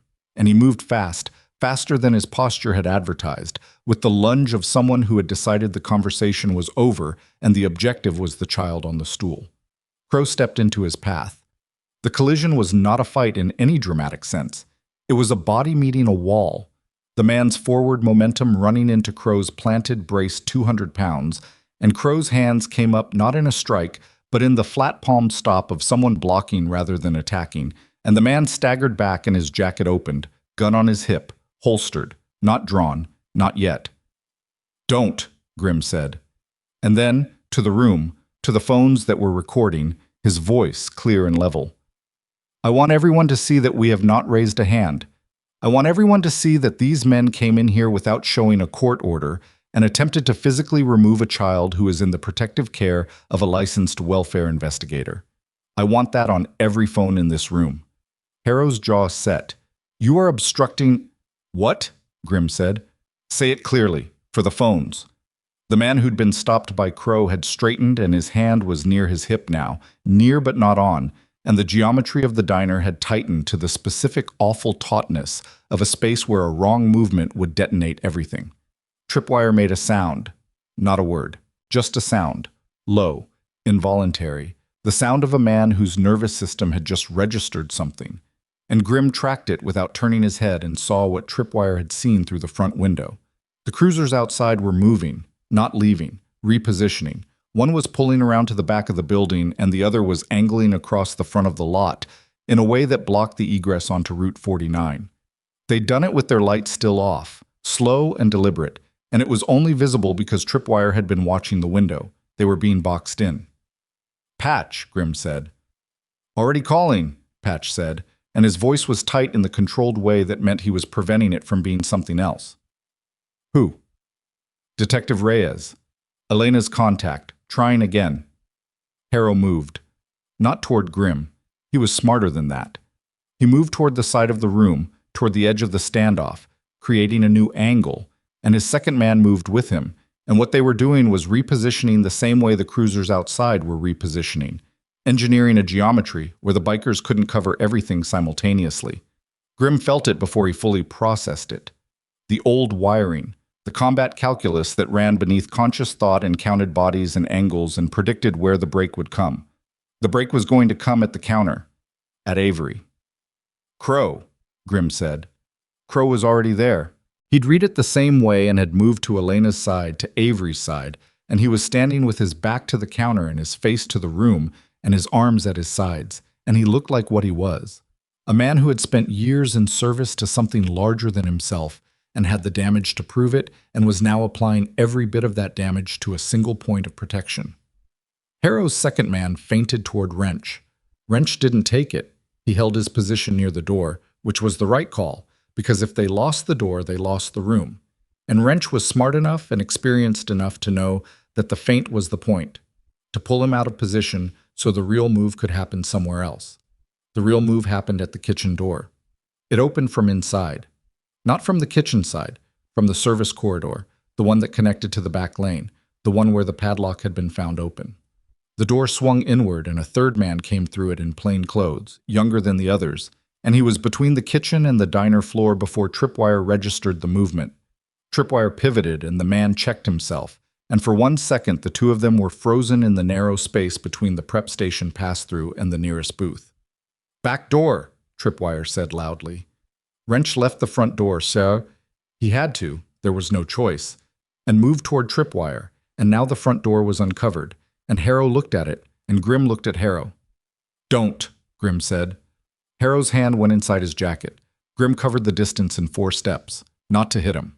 To be close enough that whatever Harrow pulled from that jacket, phone, radio, weapon, would have to pass through the immediate fact of Grimm's presence first.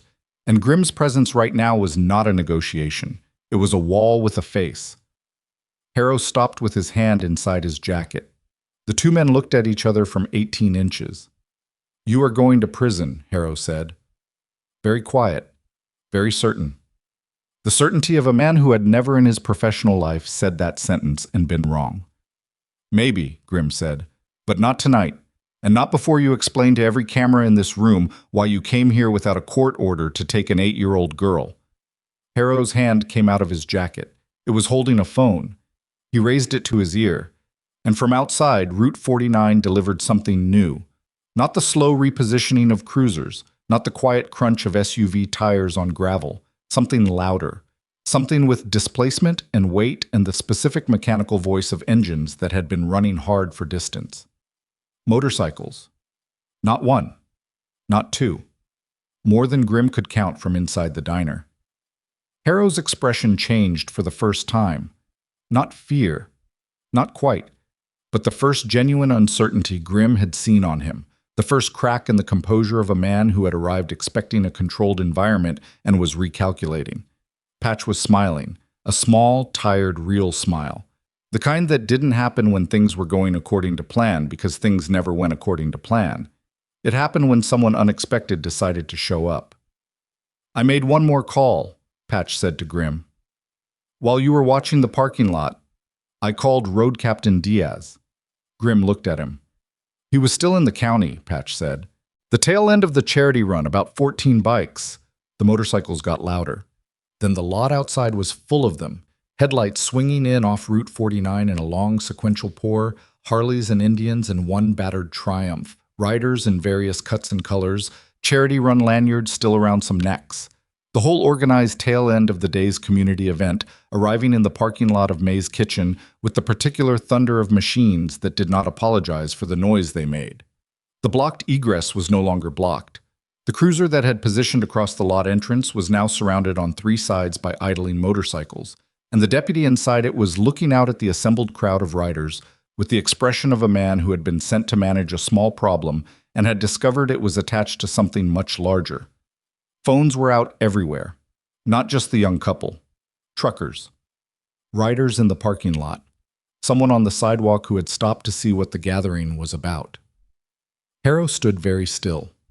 Grimm watched him think, watched him run the calculation, the phones recording, the crowd outside, the court order that didn't exist, the child on the stool with the 12-year investigator's hand on her shoulder, the 5 men who had not thrown a punch all evening, and watched the calculation produce a result that Richard Harrow didn't like but couldn't argue with.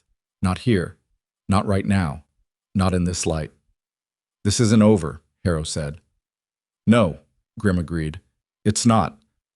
Harrow looked at Avery once.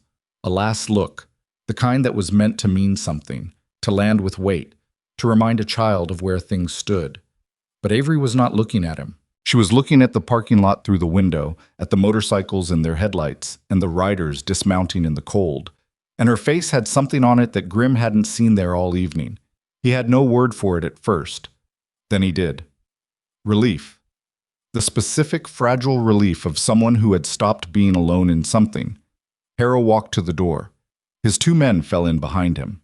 The third man came out of the kitchen corridor and joined them without making eye contact with anyone, and the 4 of them went through the door into the cold and the noise and the light of 14 motorcycles and the phones of everyone watching, and they got in their black SUVs and they left. The cruisers left too, slowly, without engaging their lights.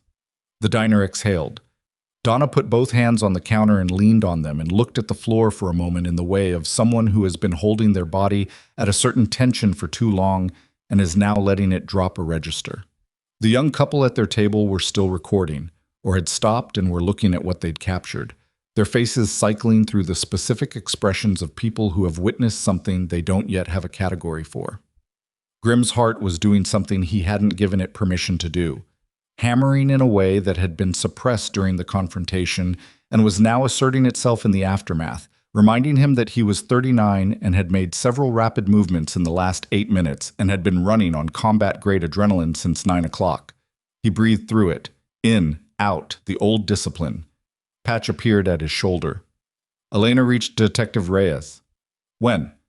While Harrow was standing in front of you. Reyes has been on the line for the last 4 minutes. She heard everything. He paused. She's en route with 2 investigators from the State Bureau. Not local, state. Grimm exhaled. She also says, and I'm quoting, "Tell your people not to move, don't touch anything, and for the love of everything, don't let anyone leave that diner yet." How long?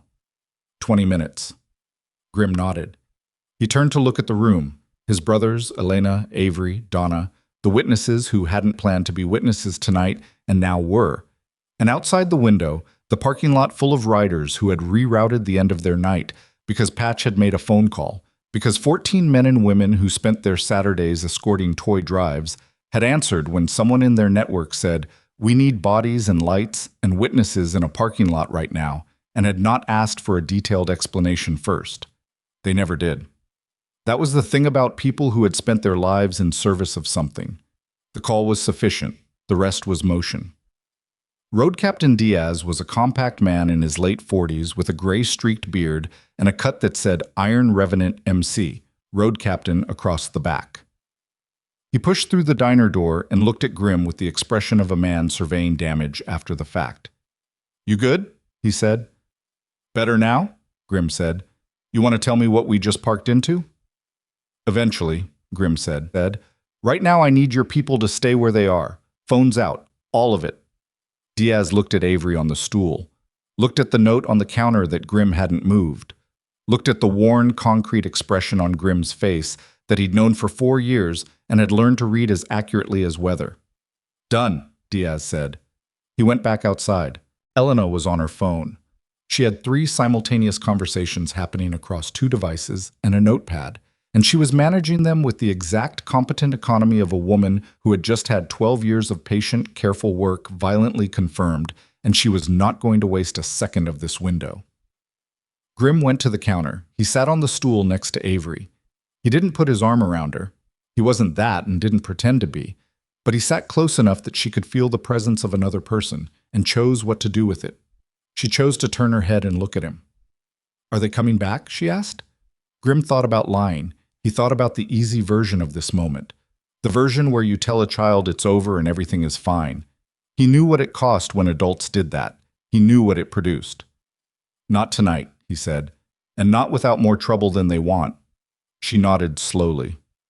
"Your mom," Grimm said. "She's going to be okay too. Someone's with her right now." Avery's eyes did something complicated. Not relief, more layered than relief. The expression of someone who had been hoping for something for so long that the prospect of it actually arriving was almost harder to hold than the hope had been. Patch had moved to the window. He was watching Route 49 in both directions. "Grimm," he said. Not urgently, carefully. Grimm went to him. Outside, the parking lot was full of motorcycle lights, and the cold had gotten serious. The kind of serious that put ice on asphalt without announcing it. And Route 49 was empty in both directions. "What?" "I've been thinking about the note," Patch said. "I know. Someone inside this building left it, on your bike, while we were all inside." He paused. "Which means someone in this diner, a staff member, a customer, someone we didn't clock, came in knowing what was happening, knowing about the network, knowing enough to warn us." Grimm had been thinking about it since the parking lot. "Someone who wanted to help without showing their face," he said. "Someone who couldn't afford to show their face," Patch corrected. "Someone inside the network who wanted out, or who had limits, or who had a daughter of their own once." He exhaled through his nose. or who's been watching this for a long time and couldn't find another way to pull the thread. The diner, Donna, the truckers, the young couple, the cook in the back. Every face he had seen tonight reassembled in his memory, and he ran through them with the discipline of a man who had been trained to remember things that mattered and was trying to determine which one of those faces had slipped out to the parking lot and back without being seen. "We may never know," Crow said from behind them. "We'll know," Grim said. "Why?" "Because they did it to be helpful. And people who do things to be helpful have a habit of needing to know it worked." He looked at the room one more time. Donna had straightened up from the counter and was putting on a fresh pot of coffee because that was the thing she knew how to do, and it was therefore what she did. The truckers were talking again, lower than before. The young couple were looking at their phones with the expression of people deciding whether to post what they had captured and what it would mean if they did. Patch's phone rang. He answered. He listened for 6 seconds. He put the phone down. "State Bureau investigators just pulled Logan Cross over on Route 70, he said, 7 miles east. "Alive?" Grim said. The word came out before he chose it. "Alive and talking." Patch paused. "Apparently he's been talking since they put him in the back of the car, giving names." The weight of that moved through the room. Men in Logan Cross position, with Logan Cross a particular combination of guilt and fear, and the dawning awareness that the structure protecting them was cracking. Those men talked. Not out of conscience, out of the same survival calculus that had made them dangerous in the first place, redirected. "How many names?" Crow said. Patch looked at the note still lying on the counter. "Enough," he said. Outside on Route 49, the first set of legitimate headlights appeared, coming from the west, moving at speed, and these had markings on the side that Grim could read from inside the diner. State Bureau of Investigation. 2 vehicles. And behind them, a third car that was unmarked but moving with the same authority. 20 minutes had been 11. Detective Reyes had driven fast. Grim looked at Avery. She had turned back to the window and was watching the lights come in off the highway, and her expression had settled into something that wasn't quite peace but was the precursor to it.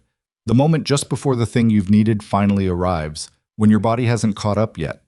But some essential part of you has already understood that tonight is ending differently than last night ended. Her thumb was not inside her fist. Her hands were open, flat on her knees, the fingers loose. Grim looked at that for a long moment. He looked at it with all the parts of himself that had been running at full operational capacity for the past 2 hours. The tactical mind, the threat assessment, the restraint, the calculation, and he let them rest for the 3 seconds it took to simply see a child's open hands in a diner on a cold night in Tennessee and understand what it meant. The bureau cars were in the lot. Doors opening, footsteps on gravel, and from somewhere beneath the noise of it, beneath the motorcycle engine still idling outside, the voices, the creak of the diner door opening, the cold that came with it. Patch put his hand on Grim's shoulder once, briefly, and said nothing. He didn't need to. The front door opened, and Detective Reyes came through it, 45, black, with close-cropped hair, and the particular economy of movement that 12 years in homicide produced, wearing a jacket that said State Bureau on the back, and carrying a tablet and a recording device, and the expression of a woman who had been building something for a long time and had just found the cornerstone. She looked at Elena first, a look that communicated an entire professional history in 2 seconds. Then she looked at Grim. "You Mercer?" she said. "Yeah. You're going to need to walk me through everything, every second of it." She was already scanning the room, the phones, the note on the counter, the positions of the bikers, the placement of Avery on the stool, starting from when Cross walked back in to look at you. "That wasn't the start," Grim said. "No?" "The start was a little girl with her thumb inside her fist." Reyes looked at Avery. Something moved across her face, controlled, professional, and underneath it something that had nothing to do with either. She wrote something on her tablet. "Start there then," she said. And somewhere in the organized chaos of statements being taken and evidence being documented, and the slow grinding machinery of institutional justice finally arriving at the right door, Logan Cross was sitting in the back of a state vehicle on Route 70, with his hands in his lap, giving names he had never intended to give. Because the thing about men who build systems to protect themselves, is that the systems are only as strong as the men inside them, and men under sufficient pressure always reveal the load-bearing cracks. Grimm stood near the window of May's kitchen and watched the parking lot fill with the right kind of authority, and felt the 2-hour coil in his chest begin, very slowly, to release. But not fully. Not yet. Because Richard Harrow was still out there, somewhere in the dark, in an unmarked black SUV on a road that Grimm didn't know yet. And the note had said Cross is not the top, and the eagle pin had a name now. And names had addresses, and addresses had doors, and Grimm was very good at finding doors that people assumed no one would ever knock on. He stood at the window and breathed the cold air coming through the frame, and watched the lights, and felt the scar on his jaw, and thought about the 13 other names that Logan Cross was giving up right now. And he thought about which of those names led to Richard Harrow, and he thought about what happened when they did. Detective Reyes touched his arm. "Mercer, I need you now." He turned from the window.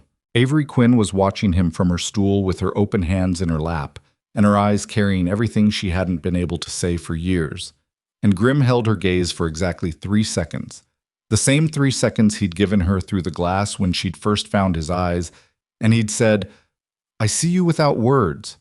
And then he nodded once and followed Reyes to the table where everything was going to be laid out and documented and turned into the kind of truth that courtrooms could use.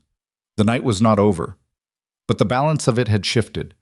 And somewhere on a highway going east, Logan Cross was learning the oldest lesson that men in his position always learn too late, that the structures you build to protect yourself are built on the same ground as everything else, and ground shifts. And when it does, the only thing underneath is the truth you spent all those years trying to bury. Harrow's name was in that ground. Grimm intended to be the one who dug it up. The statements took 4 hours. Not because there was confusion about what had happened. The phones had captured most of it with the unambiguous clarity of multiple angles and adequate light.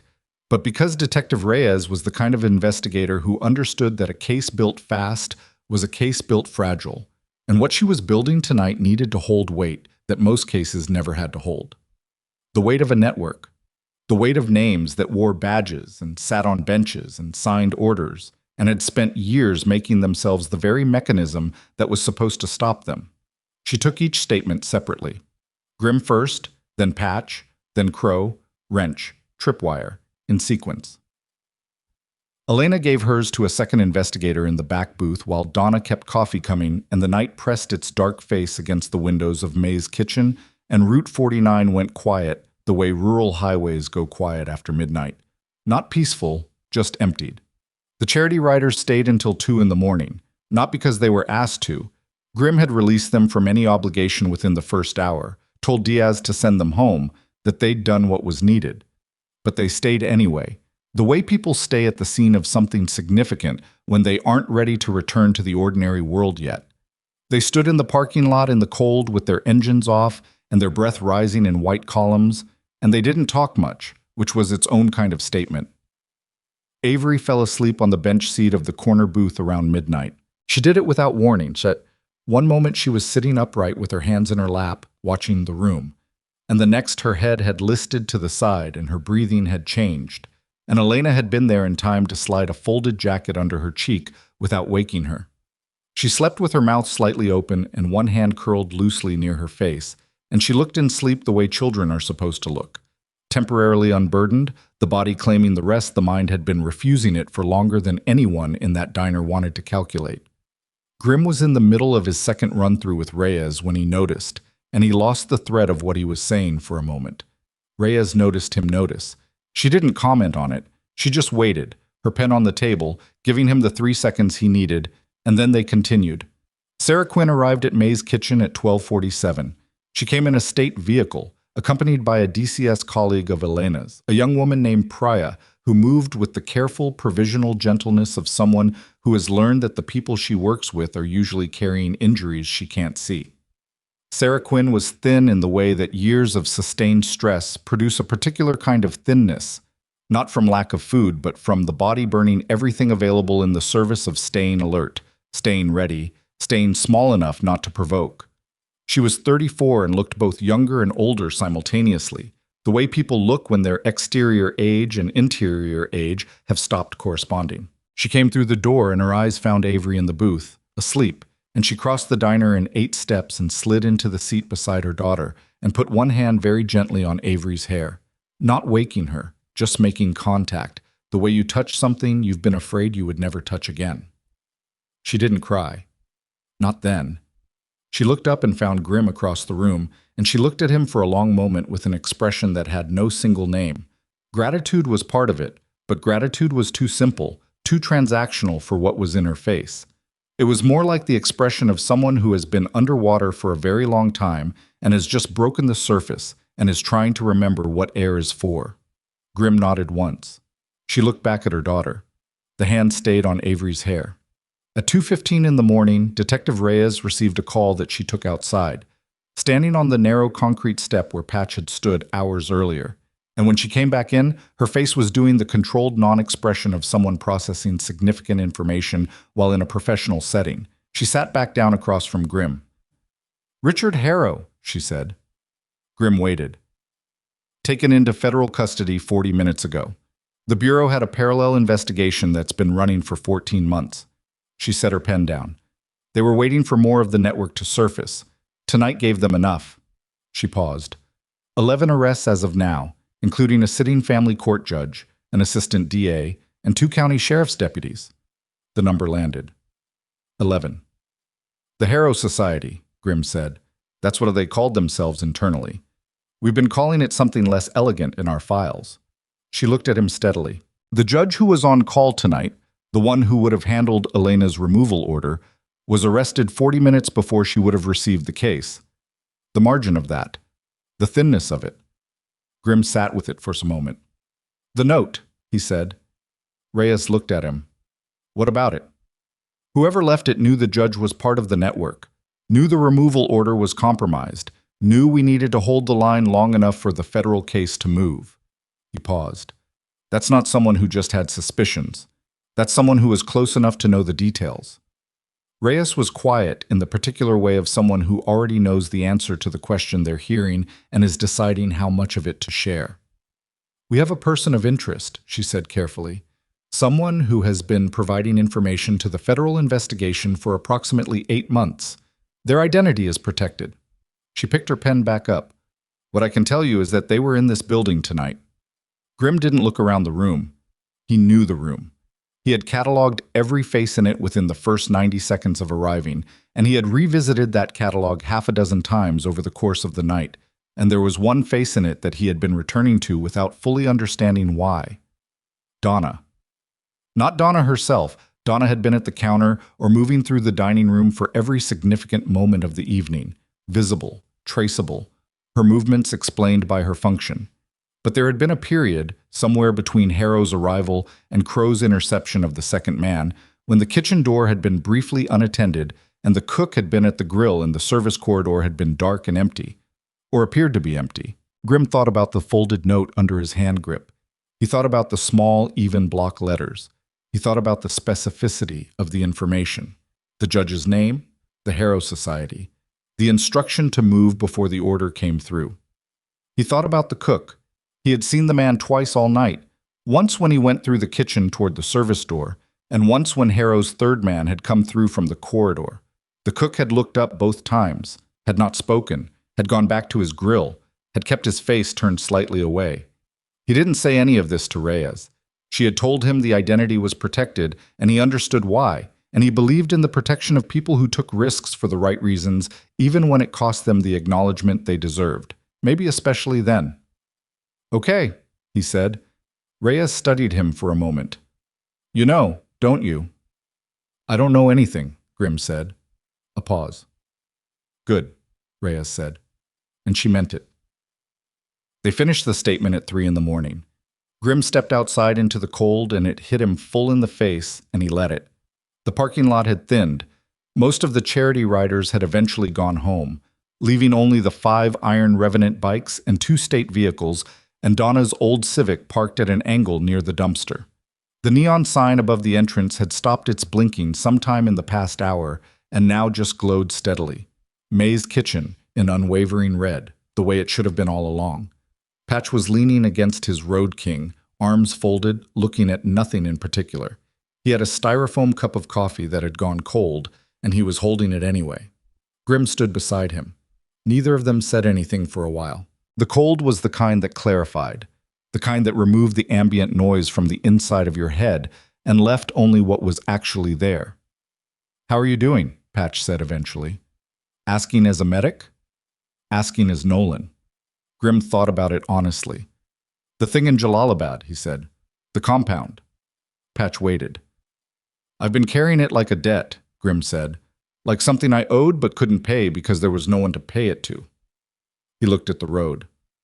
"I don't think I owe it anymore." Patch was quiet for a moment. "That's not how debt works." "No," Grim agreed, "but it might be how absolution works." Neither of them said anything to that. The word sat between them in the cold air, and they left it there, not endorsing it, not arguing with it, just letting it exist the way hard-won things exist when you don't yet know their full shape. Crow came out of the diner with 3 cups of coffee and handed them out with the quiet efficiency of a man who had decided that the most useful thing he could do right now was this specific small thing. He leaned against the bike next to Patch and looked at the road. "Logan," Crow said. "In federal custody," Grim said. He gave up 11 names. "And Harrow." "Down." Crow exhaled. It came out long and slow, the breath of a man releasing something he'd been holding in his chest since he first read the note in the parking lot. The mother and the girl. "Protective placement tonight. Elena is coordinating their housing situation. There's a DCS safe house. Not a foster situation, a transition resource." Grim paused. "Elena says Sarah Quinn asked specifically whether she'd be able to stay with Avery. They said yes." Crow looked at his coffee cup. "That's something." "Yeah, that's the thing, actually," Crow said. "That's the whole thing." They stood in the cold, and the diner light fell through the window in warm rectangles on the gravel, and the highway was empty, and the night was doing what nights do in their final hours, thinning, losing its density, the darkness becoming slightly less absolute as the hours before dawn began their quiet renegotiation with the dark. Wrench and Tripwire came out together, Tripwire with his hands in his jacket pockets, Wrench with his jaw working the way it did when he was processing something he hadn't finished processing yet. They collected coffee from Crow in silence and joined the loose half-circle of men at the bikes. 5 men in leather cuts in a parking lot at 3 in the morning. Not celebrating, not decompressing exactly, just being in the same place after the same thing, which was its own kind of necessary. Tripwire spoke first. "The kid," he said, "in the booth." Nobody asked him to elaborate. "My sister," he said. Then he stopped. He put his hand in his jacket pocket, the one with the 3 fingers, and he looked at the road. "She was 9. When my stepfather—" He stopped again. Nobody saw it. The silence around him was not the silence of discomfort. It was the silence of 5 men who understood that when someone says something they've been not saying for a long time, the correct response is to create the space for it to exist without immediately filling that space with your own reaction. "Somebody saw it tonight," Wrench said, after a moment. Tripwire nodded once. His jaw was tight. "She's going to be okay," Patch said. Not a promise. Patch was too careful with facts to make promises he couldn't guarantee. It was something else, a direction rather than a destination. "She's got people now." Tripwire nodded again. He took his hand out of his pocket and the 3 fingers were not tapping. They were still. The diner door opened and Elena came out, pulling her coat tighter with the focused irritability of someone who has been inside for too long and needs the cold in order to think. She stopped when she saw the 5 of them assembled, and she looked at them for a moment with an expression that was difficult to read from the outside, but Grim recognized it was the expression of someone who has spent their professional life learning not to feel too specifically about the cases that work out, because the ones that don't work out are always the next one, and you need to be intact for the next one. She was not quite succeeding at the not feeling. She walked to the edge of the group and stood near Patch, and he handed her a cup of coffee without being asked, and she took it and wrapped both hands around it and looked at the parking lot. 11 arrests, she said. "I know," Patch said. "The case in 2022. The child I couldn't locate." She swallowed. "They found a record in Harrow's files. She was placed with a family in another state under a different name." A pause. "She's alive." Patch closed his eyes for 1 second, opened them. "Elena," he said. I know, she said. I know. She took a breath. It's not all of them. There are files in Harrow's system that are going to take months to work through. Some of those children... She stopped. One at a time, Patch said. One at a time, she agreed. She said it like someone accepting a rule they weren't sure they could follow, but accepting it anyway because it was the only rule that made any of it sustainable. Grim looked at the highway. The first gray was beginning at the horizon. Not light yet, just the absence of fullest dark, the suggestion that the sky remembered what morning looked like and was beginning to prepare. He thought about Richard Harrow in a federal holding facility. He thought about Logan Cross in a state vehicle on Route 70, giving names with the desperate fluency of a man who had finally understood that the structure he'd been operating inside had collapsed, and the only remaining transaction available to him was information for reduced consequence. He thought about the 11 people arrested in the past 3 hours, people who had attended school board meetings and coached youth sports and shaken hands at county fairs, and had, underneath all of it, been participating in something that Grim had no adequate language for and had given up trying to find language for somewhere around hour 2 of tonight. He thought about Avery's thumb inside her fist. The universal signal. The gesture that existed because somewhere, somehow, someone had understood that children needed a way to say help that required no voice, no trust in the words of adults, no dependence on someone believing them. A gesture so simple that an 8-year-old could execute it in a crowded diner and still be invisible to everyone around her, except the men trained to see what other people missed. He reached inside his jacket and found his cigarettes, a pack he'd been carrying for 6 months without opening because he'd quit 4 years ago, and then started again after the thing in Memphis, and then quit again, and the pack was a compromise he'd made with himself about needing the option even if he didn't use it. He looked at it for a moment and then put it back without taking one. Old habit, not tonight. The door of May's kitchen opened one more time, and Avery Quinn stood in the doorway. She was awake. She had her thin purple jacket zipped to the chin, and she was looking at the parking lot with the careful, orienting expression of a child who is woken in an unfamiliar situation and is assessing it before committing to any movement. Her braid was completely undone now, and her hair was loose around her face, and in the gray pre-dawn light of the parking lot, she looked very small and very present simultaneously, the specific quality of children who have survived things, who have developed an attentiveness that their age doesn't quite account for. Her mother appeared behind her in the doorway. Sarah Quinn put her hand on Avery's shoulder, different from the way Logan's hands had moved on Avery, different in every quality, in temperature and intention and the specific architecture of a touch that offered rather than controlled. Avery looked at the 5 men at the bikes. She looked at Grim. He looked back at her. She came down the 2 concrete steps and walked across the gravel toward them with the particular deliberateness of a child who has made a decision about something and is executing it. And she stopped in front of Grim and looked up at him and said, without preamble, "You kept your promise." Grim looked at her. "You said 10 more minutes," she said. "You said you wouldn't leave." "I know," he said.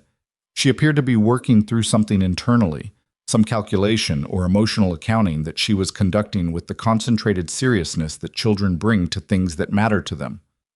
Then she reached into the pocket of her purple jacket and produced something and held it out. It was a folded piece of paper, small, torn from the corner of a paper placemat. Grim took it. He unfolded it. She'd drawn something in what appeared to be a borrowed pen. A motorcycle, rendered with the uneven but earnest accuracy of a child who had been looking at the real thing through a window for most of the night and had paid attention. Beneath it, in careful printed letters, "Thank you for seeing me." Grim looked at the drawing for a long time. His jaw did a thing he didn't try to control. He folded the paper carefully and put it in the chest pocket of his cut, inside, against the leather, where it would not come out when he moved. He looked at Avery Quinn, and he crouched down to her eye level, the way he had in the diner, and he looked at her directly. "You're going to be okay," he said. And unlike Patch, who qualified things because he was a medic, and medics knew the difference between the direction and the guarantee, Grim said it as a flat statement. Not recklessly, not as comfort, as something he had decided was true and intended to be accountable to. Avery looked at him for a long moment. "I know," she said. "I decided." He looked at her. I decided a while ago, she said. I just needed someone else to decide too.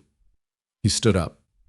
Sarah Quinn was standing at the edge of the group now, and Elena was beside her, and the distance between them and the 5 men at the bikes was small enough that it was no longer really a distance. It was just where everyone was standing, together in a parking lot in the early morning with the neon sign and the cold and the sound of the highway beginning to stir as the first light grew. What happens now? Sarah Quinn said. Not to anyone specific, to the question itself.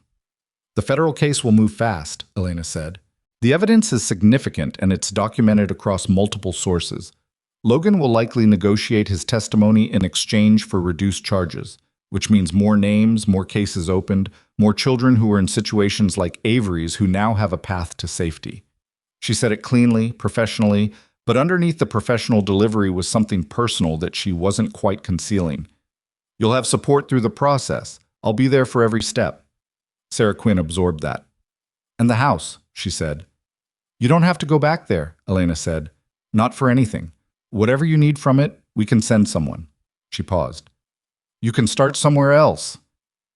Something crossed Sarah Quinn's face at the word elsewhere, the specific expression of someone who has been in one place for so long, in one arrangement, one set of walls and rules and careful silences, that the concept of a different geography feels simultaneously impossible and like the only thing they have ever wanted. Okay, she said, quiet, definite. Donna appeared in the diner doorway. She was wearing her coat now, which meant she was closing up. It was almost 4 in the morning and May's kitchen had been open for 22 hours and the neon sign had stopped blinking and the coffee was going to run out eventually. I've got eggs, she said, to the parking lot in general. And the last of the biscuits, if anyone's interested before I lock up. Nobody moved for a moment. Then Crow said, I'm interested in biscuits. Me too, said Tripwire. And they went back inside. All of them, the 5 bikers, Elena, Avery, and her mother, Reyes, and the remaining investigators, who had been there for hours and had not been offered biscuits until now, went back inside May's kitchen in the early morning and sat at the large tables pushed together in the center of the floor. And Donna made eggs, and the coffee was freshened, and the overhead lights that had seemed so harsh and artificial at 9 o'clock last night seemed different now, warmer. Or perhaps it was just that the things happening beneath them were different. Avery ate half a biscuit and fell asleep again with her head on her mother's shoulder. Sarah Quinn did not move. She sat with her daughter's weight against her and a coffee cup in her hand, and she looked at the table with the expression of someone taking inventory of a life from the beginning, deciding what to keep. Grim sat at the end of the table and ate his eggs and listened to Crow and Donna discussing the provenance of the gravy recipe with the comfortable attention of a man who has been very tightly focused for a long time and finds unexpected relief in the fact of an ordinary conversation happening near him. He looked at Patch, who was talking quietly with Elena about logistics, housing, legal timelines, the names of organizations that could help, with the focused specificity of a medic whose job was never fully over. He looked at Wrench and Tripwire sitting shoulder to shoulder with the ease of men who had been doing this for years, who had learned each other so thoroughly that proximity was its own kind of communication. He looked at all of it, and he felt something that he recognized from its rarity rather than its familiarity. He felt like himself, not the self that had come back from Kandahar with its calibrated distances and its flat effect and its careful management of a grief that never fully named itself. The other one, the earlier one, the one that had existed before he learned to run threat assessments on every room he entered. He wasn't sure those two selves were as separate as he'd spent years believing. Maybe the calibration was not damage. Maybe the calibration was just the form that caring had taken in the conditions he'd been given to work with. He didn't have a word for that thought either. He ate his eggs. Reyes sat across from him, and they didn't talk for a while, and then she said, "The Harrow Society files. There's a child welfare advocacy division within the Bureau." She wrapped her hand around her coffee cup. "They're going to need people who can recognize distress signals, who understand how children communicate fear when they can't use words." She looked at him. "Your club's already running charity programs." "Toy drives," Grim said. "Could be more." He looked at her. "I'm not asking you to become an arm of the federal government," she said. "I'm saying there's a gap. And the people who've been falling through it have tended to be the ones that institutional systems miss. She set her cup down. You missed nothing tonight. Grim thought about it. He thought about what Crow had said on the step outside. That's the whole thing. He thought about Tripwire's voice in the parking lot at 3 in the morning. The 9-year-old sister, the stepfather, the nobody who saw. He thought about Patch's 2 cases from 2021 and 2022. The flags that disappeared. The child relocated under a different name who was alive and had been found. I thought about a room of men who had spent their 20s surviving things in other countries and had come home to find that the thing they'd been trained to protect was not always what it appeared to be, and had spent their 30s figuring out what to do with that, and had arrived at the answer without quite being able to articulate it. The answer was this diner, this table. This specific decision to look when looking was uncomfortable and to stay when leaving was available. I'll talk to the chapter, Grim said. Reyes nodded. She didn't push it further. She had the sense of someone who knew when a thing had been planted and that pushing it would only disturb the roots. Dawn came in through the windows of May's kitchen with the gradual, undramatic persistence of something that doesn't require permission. Not sudden, not cinematic, just the gray becoming incrementally less gray, the texture of the parking lot becoming visible, the chrome of the motorcycles at the curb catching the first pale light and holding it. Avery woke for the second time when Donna set a fresh cup of hot chocolate on the table in front of her. She sat up and blinked and looked around the room with the clearing expression of a child reacquiring the world after sleep. And for a moment, one brief, transparent moment, her face went through the catalog of the night, everything that had happened in the hours before she slept, and something moved across her features that was not quite fear and not quite relief, but the specific adjustment of someone discovering that the world they woke into is different from the one they went to sleep in. Better different. She looked at the hot chocolate. She wrapped both hands around it. Her thumbs were visible, both of them, outside her fists, curled warmly around the mug. Not signaling anything, not hiding, just hands. Grim saw it. He looked away before she could catch him looking. He picked up his coffee cup, and he looked at the window where the morning was arriving, whether the night was ready or not. And he felt the weight in his chest. Not gone, not dissolved, but relocated somehow. Shifted from the place it had been living since Kandahar into something he didn't have a word for yet. Maybe there wasn't a word yet. Maybe the word was still being made from the material of nights like this one.